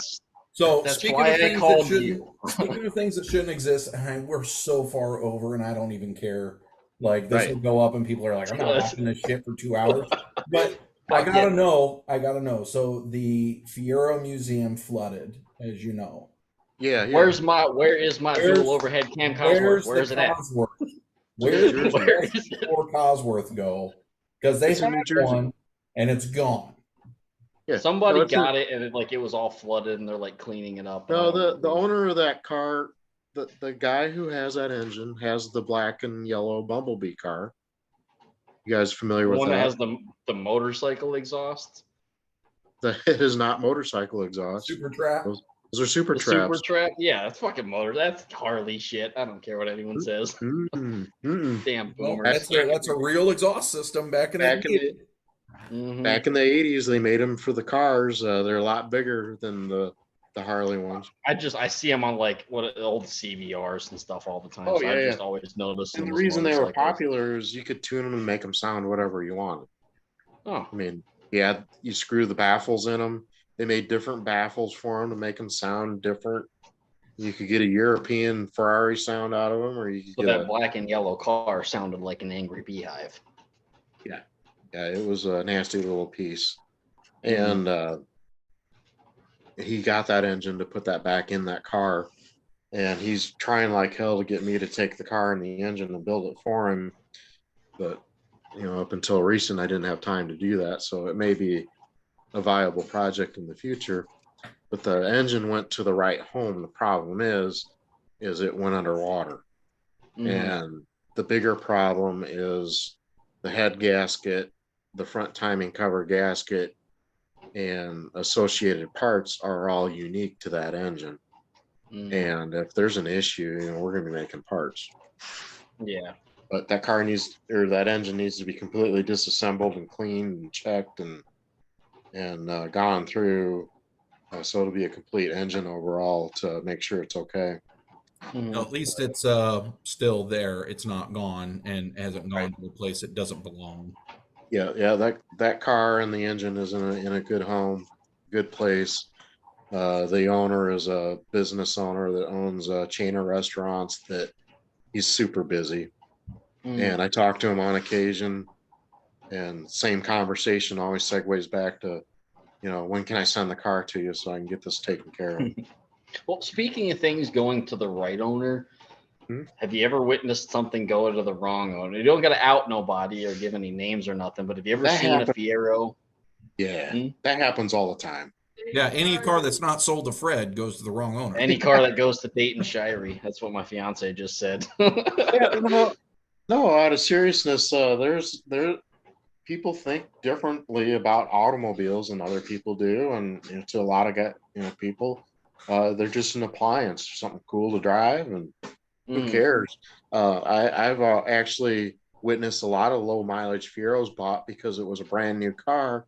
So these people are thinking, oh, I bought a brand new car for 25% of what a new one costs. I'm going to drive the wheels off of it. And they And then do. 3 miles into it, they're wondering why they lost all the oil because no one fucking maintained it. Well, with any low mileage car, you get the inconsistencies of a lot of things. With a Fiero, the first thing that happened is fuel system gets eaten up by the ethanol fuel, and then they got that big expense, and then the brakes, on down the line. But no, I have seen a lot of low mileage cars used up just because of that mentality. And then there's the select few that have the resources to blow money on low mileage cars to modify them, which more power to them. But in the long run, with any automobile, I don't care what it is, the low mileage original cars that are kept and maintained in new condition are the cars that are going to pull the values. That's monetary values, but cars mean different things to different people. Case in point with you, with that purple thing, you're going to have a ton of money in it, a ton of time in it, and a lot of blood, sweat, and tears. And in the end, it may not have a huge monetary value on it, but who gives a shit? It's what you want. Yeah, that's what I want. I want to go fast like Right. Ricky Bobby. It is what it is. Right. It's like me. I spent most of my disposable income on cars I can't drive either. Mm-hmm. And they may not be worth a lot of money. A lot of people won't buy a car that doesn't have a title. Yeah. And that's a big consideration too. But I got what I want. Mm-hmm. Well, isn't there like a lot of prototypes out there that just don't have titles? Like, how would you go about registering something like that? I mean, I'm sure there's cars that are just uber rare, like one-offs that don't have a title, but you hear all about on the internet and people talking. Hey, you can get a title and a registration on anything.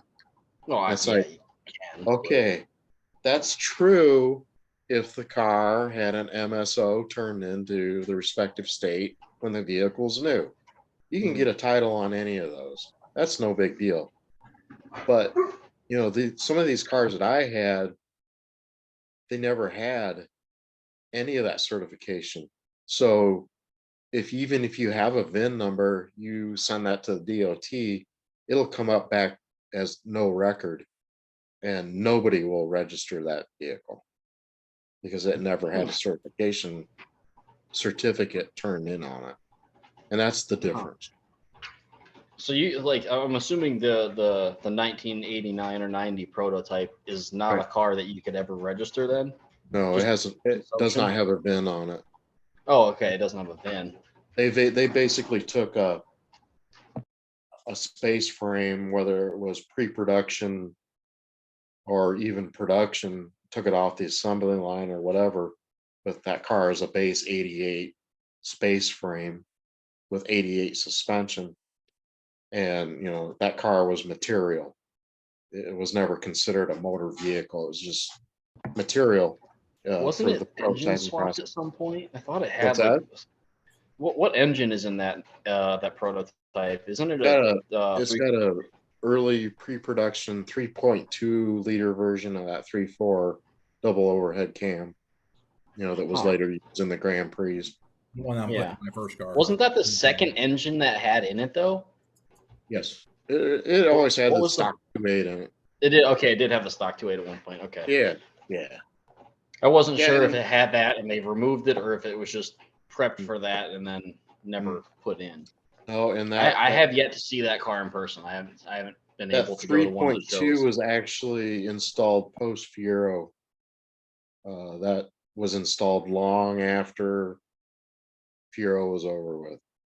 That car had a second life. That's why it has a Trans Am GTA fascia emblem on it. It's because it had a second life. And we're going to meet and talk with the guy who was in charge of that program at the 40th. And he'll tell us all about it. Sounds a little interesting. But, that car was used as a concept to present to corporate as to here's what the next generation Firebird is going to look like. And they bought that program off a presentation of the former 90 Fiero. That's why you get so much talk about, oh, that looks like a Firebird. And it's like, okay, well, you're kind of right. But the reality of it is that was around before the Firebird. That Firebird. Well, yeah, that influenced the Firebird. Yeah. Yeah. Yeah, they blacked out the windows and threw it out on the patio at the design studio and said, here's what we're thinking about doing. And they loved it and said, proceed. So then they had to scramble to, take that design and make it, a front engine car. And, you overlay the silhouette of the 90 Fiero and a 93 Trans Am, and they're pretty much that's identical. But the designer of that car felt that design was such a good design that they just couldn't, sweep it under the rug. I got a conspiracy for you. I think there's a specific blue 85 that people keep saying was crushed, but can't show me there's any proof of it being crushed. Oh, the blue pilot build Fiero was at Ed Parks. And it was a verifiable, viable car that I witnessed myself. And drug home. It had and drug home. And then told me it was crushed. And then told everyone it was crushed. Okay, so what happened was Ed Parks had the intentions of restoring that car, to before he sold the place. Preserve it. And then in the transaction of the business and everything that went on, all that stuff got thrown away. I think all that stuff just happened to disappear while no one was looking. And How Fred do you went know from that? 23 cars to 29 cars. Yeah, I know. I wish I could. I wish I could say that because I tried to get that car really That would have hard. been a cool car to have. I hear there was two blue ones in '85. At least that's what my Yeah, my yeah, they were. book They were. says. Yeah, they were pilot build color samples. They were just try Mhm, and paint colors. They painted some of the pilot builds with the special colors because there was more than blue. mhm, The yellow came out of that. Uh, the medium red metallic came out of that same 85 run. Those hmm. made production. The blue that was originally on those cars was a darker blue. It was almost a midnight blue, and that changed between the pilots and the production. The production, But yeah. no, that car was in existence. Uh, the documentation and the SPI tag and VIN numbers and all that were taken off the car. And when that business got sold, it all got thrown away.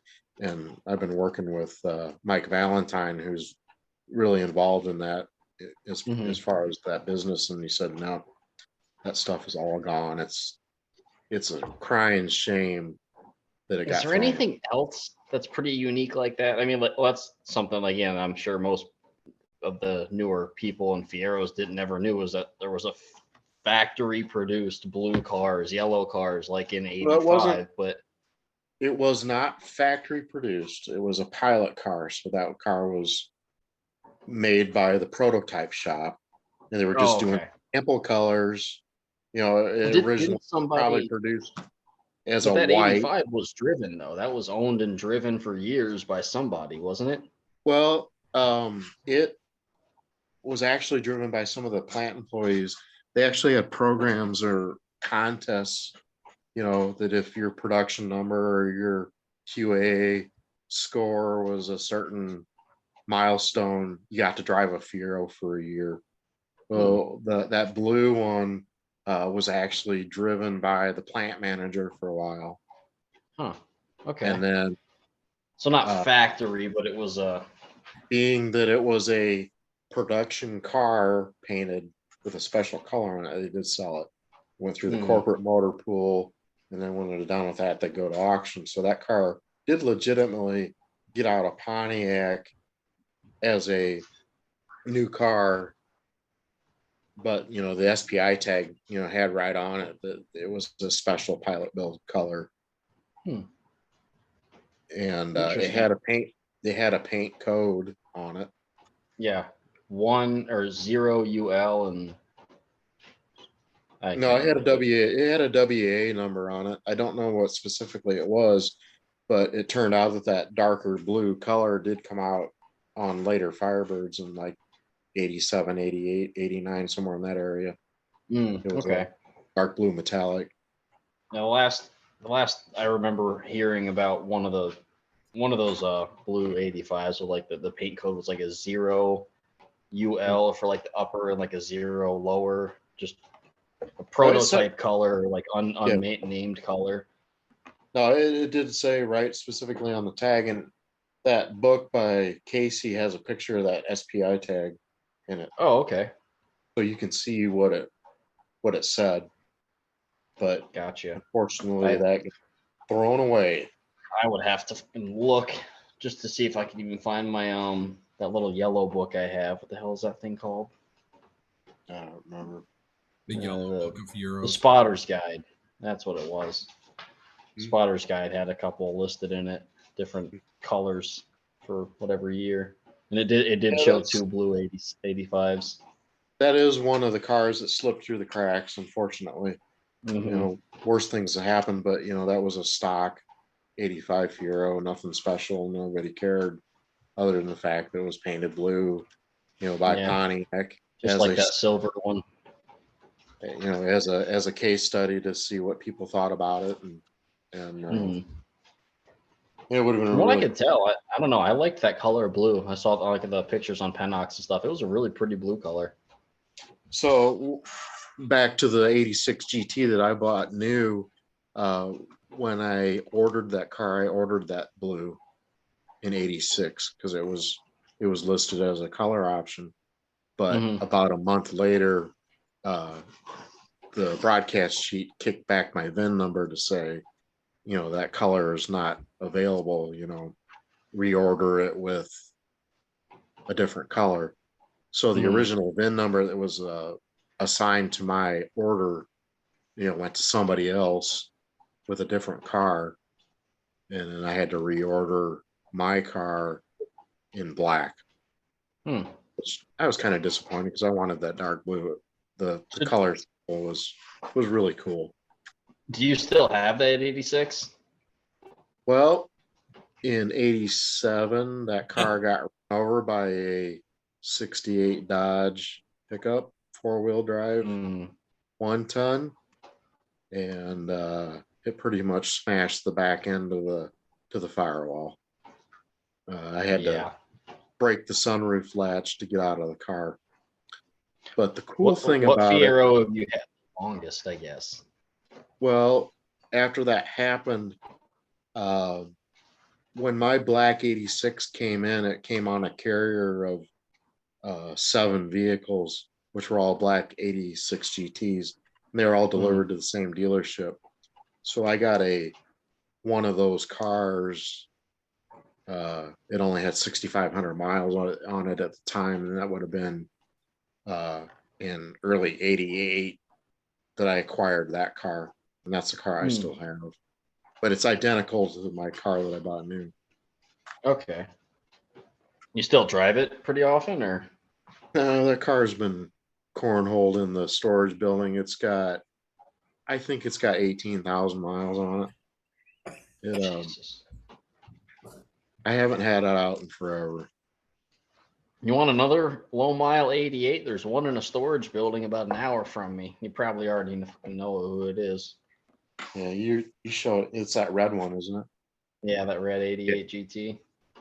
Yeah.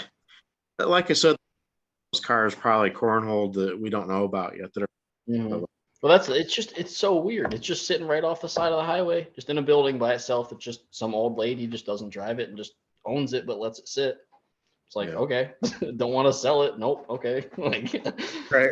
I mean, more power to you keeping it, but it will be for sale someday. Eventually, hopefully somebody gets it that understands what it is and gets it where it needs to be. You can only hope, but you never know.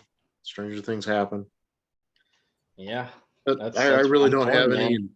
I really don't have any intentions of buying any more Fieros, but you just never know. I'll buy them to fix them up and flip them and that. But right now my collection is pretty damn solid. What's the one that got away then?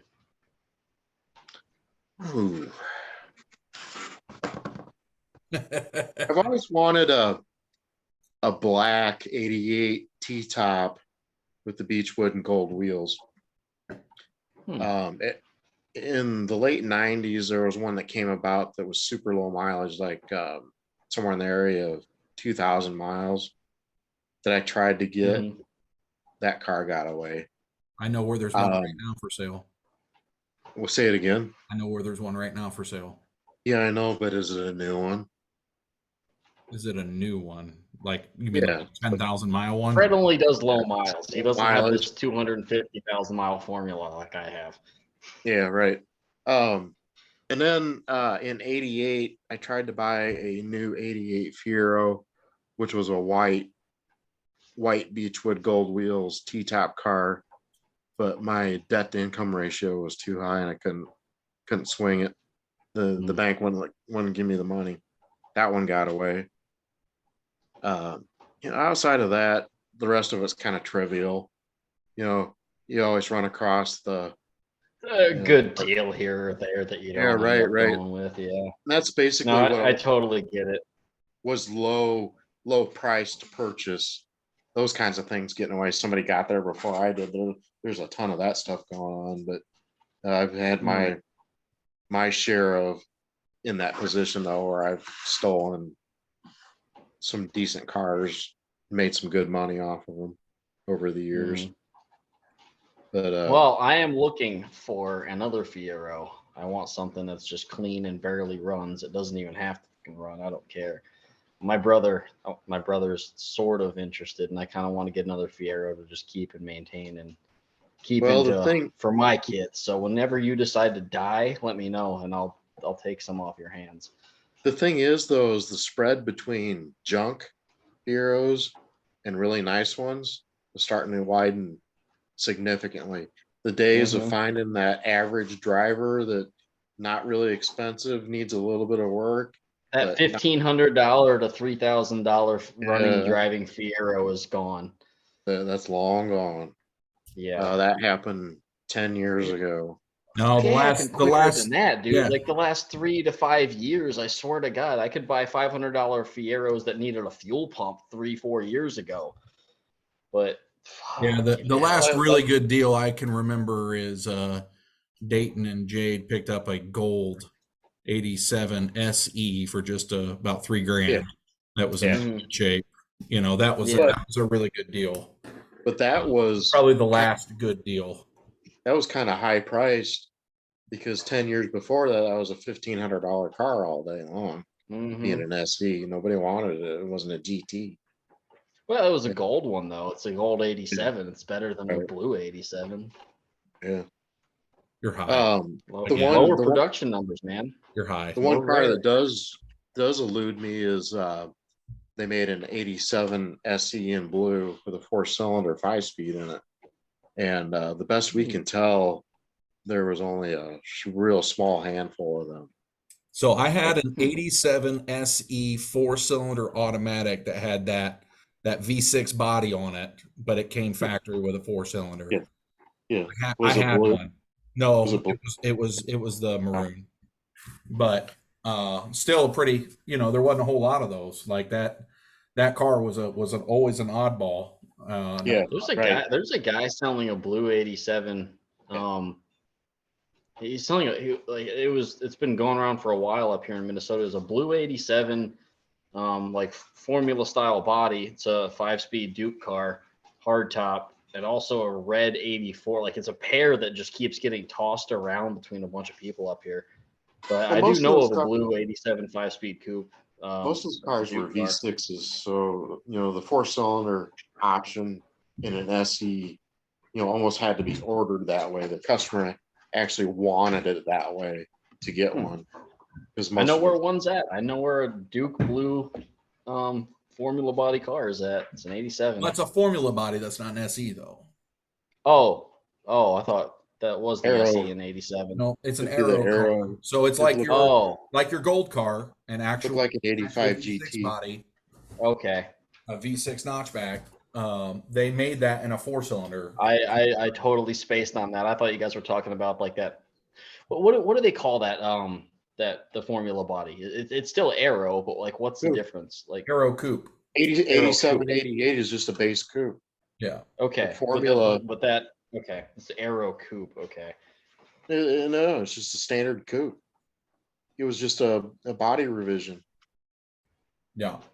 But they still had the aero because they went No. from bumper pads in 84, aero for the 87, Indian. 88 coupe is just a standard coupe body. It's still got the black sill rockers. It doesn't have the Mhm. aero rocker extensions. No, yeah.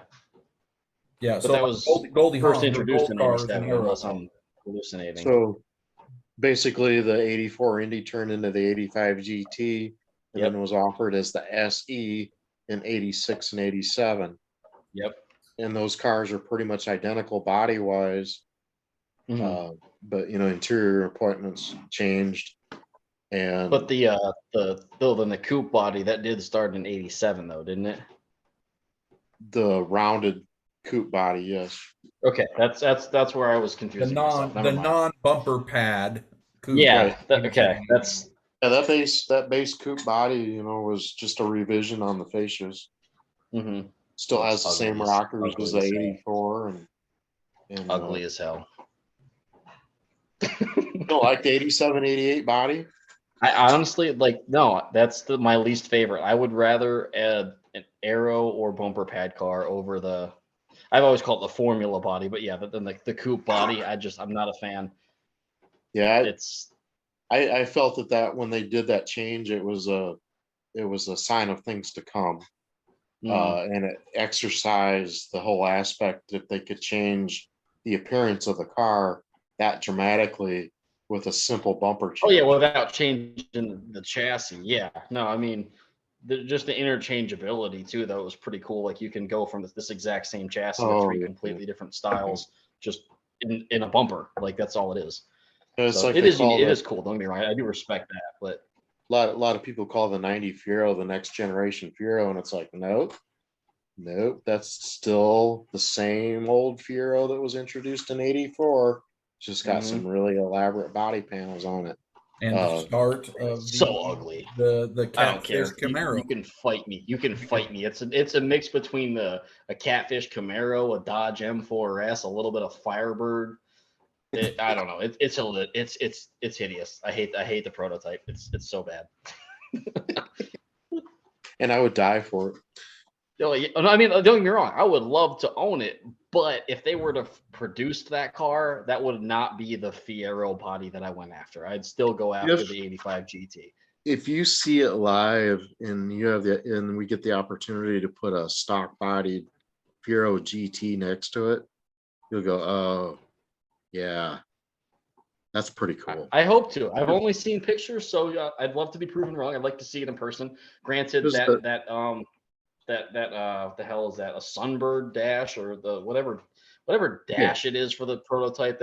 That's also well, they adapted that to the '93 Firebird. The dash. Yeah, that dash doesn't fit the car. Come on. I know you have one in another car too, but right, it was a progression of styling that was going on. Yeah, they would have used that pod for 2 years, and then they would have put that. They eventually used it in the Sunbird GT. If they would have made the whole dash more rounded rather than keep the whole dash stock and just change the cluster and made it, maybe then I'd like it, but it's just all the squareness of the dash mixed with that crescent. Right. Like, I somewhat agree with you on that, but that was a progression. That was no, yeah, and again, like in your situation, like there would be nothing I would do to tell you to take it out and put it back to the square one. Like that's what the car needs. That's what it has to have. But no, but the body lines on that 90 give you a different impression when you see it live. Do they? Because it gives a very image cue of long and low. Yeah, it sounds like my car. I mean, with that overhang in the back corrected. I always thought that the 86, 88 GTs never looked right in the back end because they look like they're cut off. The body lines don't flow the way I think they should. It just looks like they cut it off. Instead of being like a little bump, but it should have been a more angled, almost like I think the GT40 look would have been a lot better for those cars. Well, talking to the designer that was in charge of that fastback program, he didn't understand from corporate that he could have changed that. And they did do that with the 90 because the 90 has a double trunk in the back of it. That car, whatever the trunk distance is, it's double that, and the body reflects that. So the rear overhang behind the rear wheels is considerably longer on the 90 than a stock Fiero. And if I guess I never really paid that much attention to it. If the designer would have understood that concept or realized that he could have did that with the 86 GT, we would have had a different configuration there too. But he was under the impression he had to build on what was there and not change it. Gotcha. So when I stand back and look at the fastback Fiero, it just looks like the back end was chopped off of it. It's too short. I just like standing next to my car with a stock Fiero beside it and just looking at how hilariously small the stock Fiero looks. I've done the measuring, and it's my car. I think it's is it 18 inches wider than a stock one? Like it's stupid. It's dumb. Well, you're gonna use it to flatten gravel. The thing is, my biggest problem is finding a trailer that it fits on. Most trailers are 82 inches from wheel wells. This car is exactly exactly 82 inches between like the width, like Yeah. so like That's a I'm literally problem. like rubbing the sides of the car getting it on the trailer. Like I need Yeah, to. most enclosed car haulers are 84 inches wide total, Mhm. and I can, even my wide body cars are tight in my trailer. Mhm. There's Well, there's very this little. this was a wide body that someone decided to widen. Like, Right. oh, it's I don't know. I love it. I love it, but man, it's every Yeah, time you I gotta. work on it, I find something new that someone did that's just like, why the hell did they can do this? Yeah, you definitely have a unique piece there. I mean, you'll be the only one that has one. I'm excited. I'm happy. I'm happy I got it. I'm happy that to me, this was my dream car. Like that's the coolest thing Yeah, about it to me. well, that's the important thing. Mm-hmm. I mean, you didn't buy it to flip it. You didn't buy it to make a No, huge, huge buy profit. it to flip. I've overpaid for it. You know. I Yeah, think but I there's a paid. lot of people that look at it and hate it. Just like your And that comments is about. what I thrive on. Bring me Yeah, the hate. It yeah. turns me on. It's like your comments about the 90 Fiero. It's like, Mm-hmm. yeah, I don't care what that little prick has to say about that. I Yep. will own that car religiously and love it. Weird. I do like the That's what front bumper. Jade That is calls. really beautiful. I like the M4S styled front bumper with like the lower ground effect with the fog lights. That is pretty cool. I do like that. Yeah. Yeah. Otherwise, it's ugly. Fuck that car. But the fender flares on it and the extended rear body just make it flow nice and smooth. Mm-hmm. It's a respectable car. I don't see it as a. I need to see it in person. Let me see it in person before I keep ragging you on it because I've only And seen the then pictures of the side. and of then it. what? Yeah, and then the thing about it is that was the base GT. They had GTPs that they were. There's a picture of the team with the GTP, and it had the extended rockers on them and some extra body fitment things, bigger wing and so forth, and it really made it look, competitive with some of the European exotic. I've seen the prototype coupe too, and that's not a good look. I definitely think the fastback looks better than the coupe. I think everyone can agree on that. Well, you got to remember, Dayton, those are prototype cars. No, and I know that. I'm not trying to, like rag on it as this is what I was supposed to expect for the new car. Like No, That's it's all beauty you. of the car That's all hobby. you've done the whole time is rag on it. God damn well, it! that's what I do. That's what I do. We can sit I here and am the call you critic. stupid Okay. all day long, and it won't make any difference to anybody. Well, stupid people don't realize that they're stupid. That's what makes them stupid. No, I'm so far gone, dude. I've like come full circle around to thinking I know so much. Well, it's just like, why would you have a car that you can't drive? That's really dumb. Exactly. That's dumb. That's I'm the gonna take, dumbest like I thing said, I I'll ever take this heard. fucker to Moab. I don't care. Yeah. Why would you drag a car that's been sitting in a junkyard for 30 years with a sunroof off of it home? Yeah, Stupid. that's crazy. You can go out and Didn't they buy. shove a forklift stick through the side of that thing at Yeah. one point? Yeah. Yep.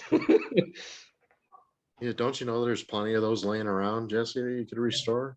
Not my But first that's the car. thing of it is most cars that are retained like You only restored. have one first car. That's it. My first car. I can't help it. It had to Right. come home with me. And the coolest part is they wrote the receipt for storage fees. So I mean, what more can you ask for? It's like my 66 Chevy too. I could sell that for a gazillion dollars more than what I have in it and walk away. But no, that car's been part of my life and lifestyle since 1982. So there's no reason to get rid of it. Who cares? All right. Well, we are well over 2 hours. Yeah, I We're need gonna to have to get wrap going. this up. But Oh yeah, you got to get to bed, Dayton. yeah, well, it's past his bedtime. He's got to get his pacifier out. His wife has been yelling that his warm milk has been ready for the last half hour. Yeah, it's gotten cold now. Yeah. So, well, Fred, it's been an absolute pleasure. Yeah, we'll do it again sometime. Dayton, I wish I could say the same about you. I wish I could. Some technical things we can talk about. We can do that too. Because Oh yeah, I've been taking apart and putting together Fieros for for over 30 years now, and it's Well, then why the hell did you wait so long for me to figure out how to pull a harness out without fucking smashing it down? you didn't ask. You didn't ask. If I'd have known it was 1 7mm bolt from being a 5-minute harness install. Yeah. That's funny. I will say one of the most difficult things in a Fiero is taking the in-car harness out. Oh, I fixed that. Do you not know about that? No. I can get, like, if you have the whole interior stripped down and the harness is just sitting Yeah. there, I can get that whole harness out in 5 minutes. Yeah, but you break all the clips. No. You sure? Well, I mean, maybe the clips are 30 fucking years old. Buy new ones. Yeah. That's not. I think that operation out of the whole car is one of the most tedious jobs. I think it is too. Fishing it through the weird metal spots, but the hardest part for me was always getting it right there around the what the hell's that called? Jesse, you know what I'm talking about. I'm in the middle of doing one myself in my first car right now. It's that center HVAC Yeah. Oh yeah. pylon, Yeah. I guess. Would Like be where you got to get the big thick part of the harness, but like shoved through. Yeah, well, we figured out you can just take the bottom part of the fucking HVAC thing off, and you have this much fucking room to fish it through, rather than having to smush the harness down and shove it through that whole fucking. That harness was put in before the HVAC module was put in. Yeah. So they didn't have that problem assembly along. Yeah. That was never intended to take back And out. I was thinking you'd have to remove the whole HVAC thing, and that'd be a hell of a bitch to do that. But not one fucking bolt. Just take that little plastic bottom piece. Yeah. Done. Good to go. But that's just stuff you learn from School of Hard Knocks. There's little tricks that you learn over the years. Yeah. I've been previous to learning that. I've been sawzawing Fieros. If I needed a harness from like a junkyard car, I'd just chop that center of the metal piece right out. Good example is the rally car that we did for the Pontiac Transportation Museum. That car has been wrecked so hard so many times that the frame's not square anymore. And me and Adam Thompson, we spent 2 days moving body panels around to make the panel gaps right. And we did some unethical things to get that right, but it looks pretty damn good right now considering what we had to work with. I mean, when you got 3/4 inch body gaps, there's a huge problem. And that's we when made you that call all Elon Musk and ask him how he got the Tesla gap so wide. Yeah, but we made that happen.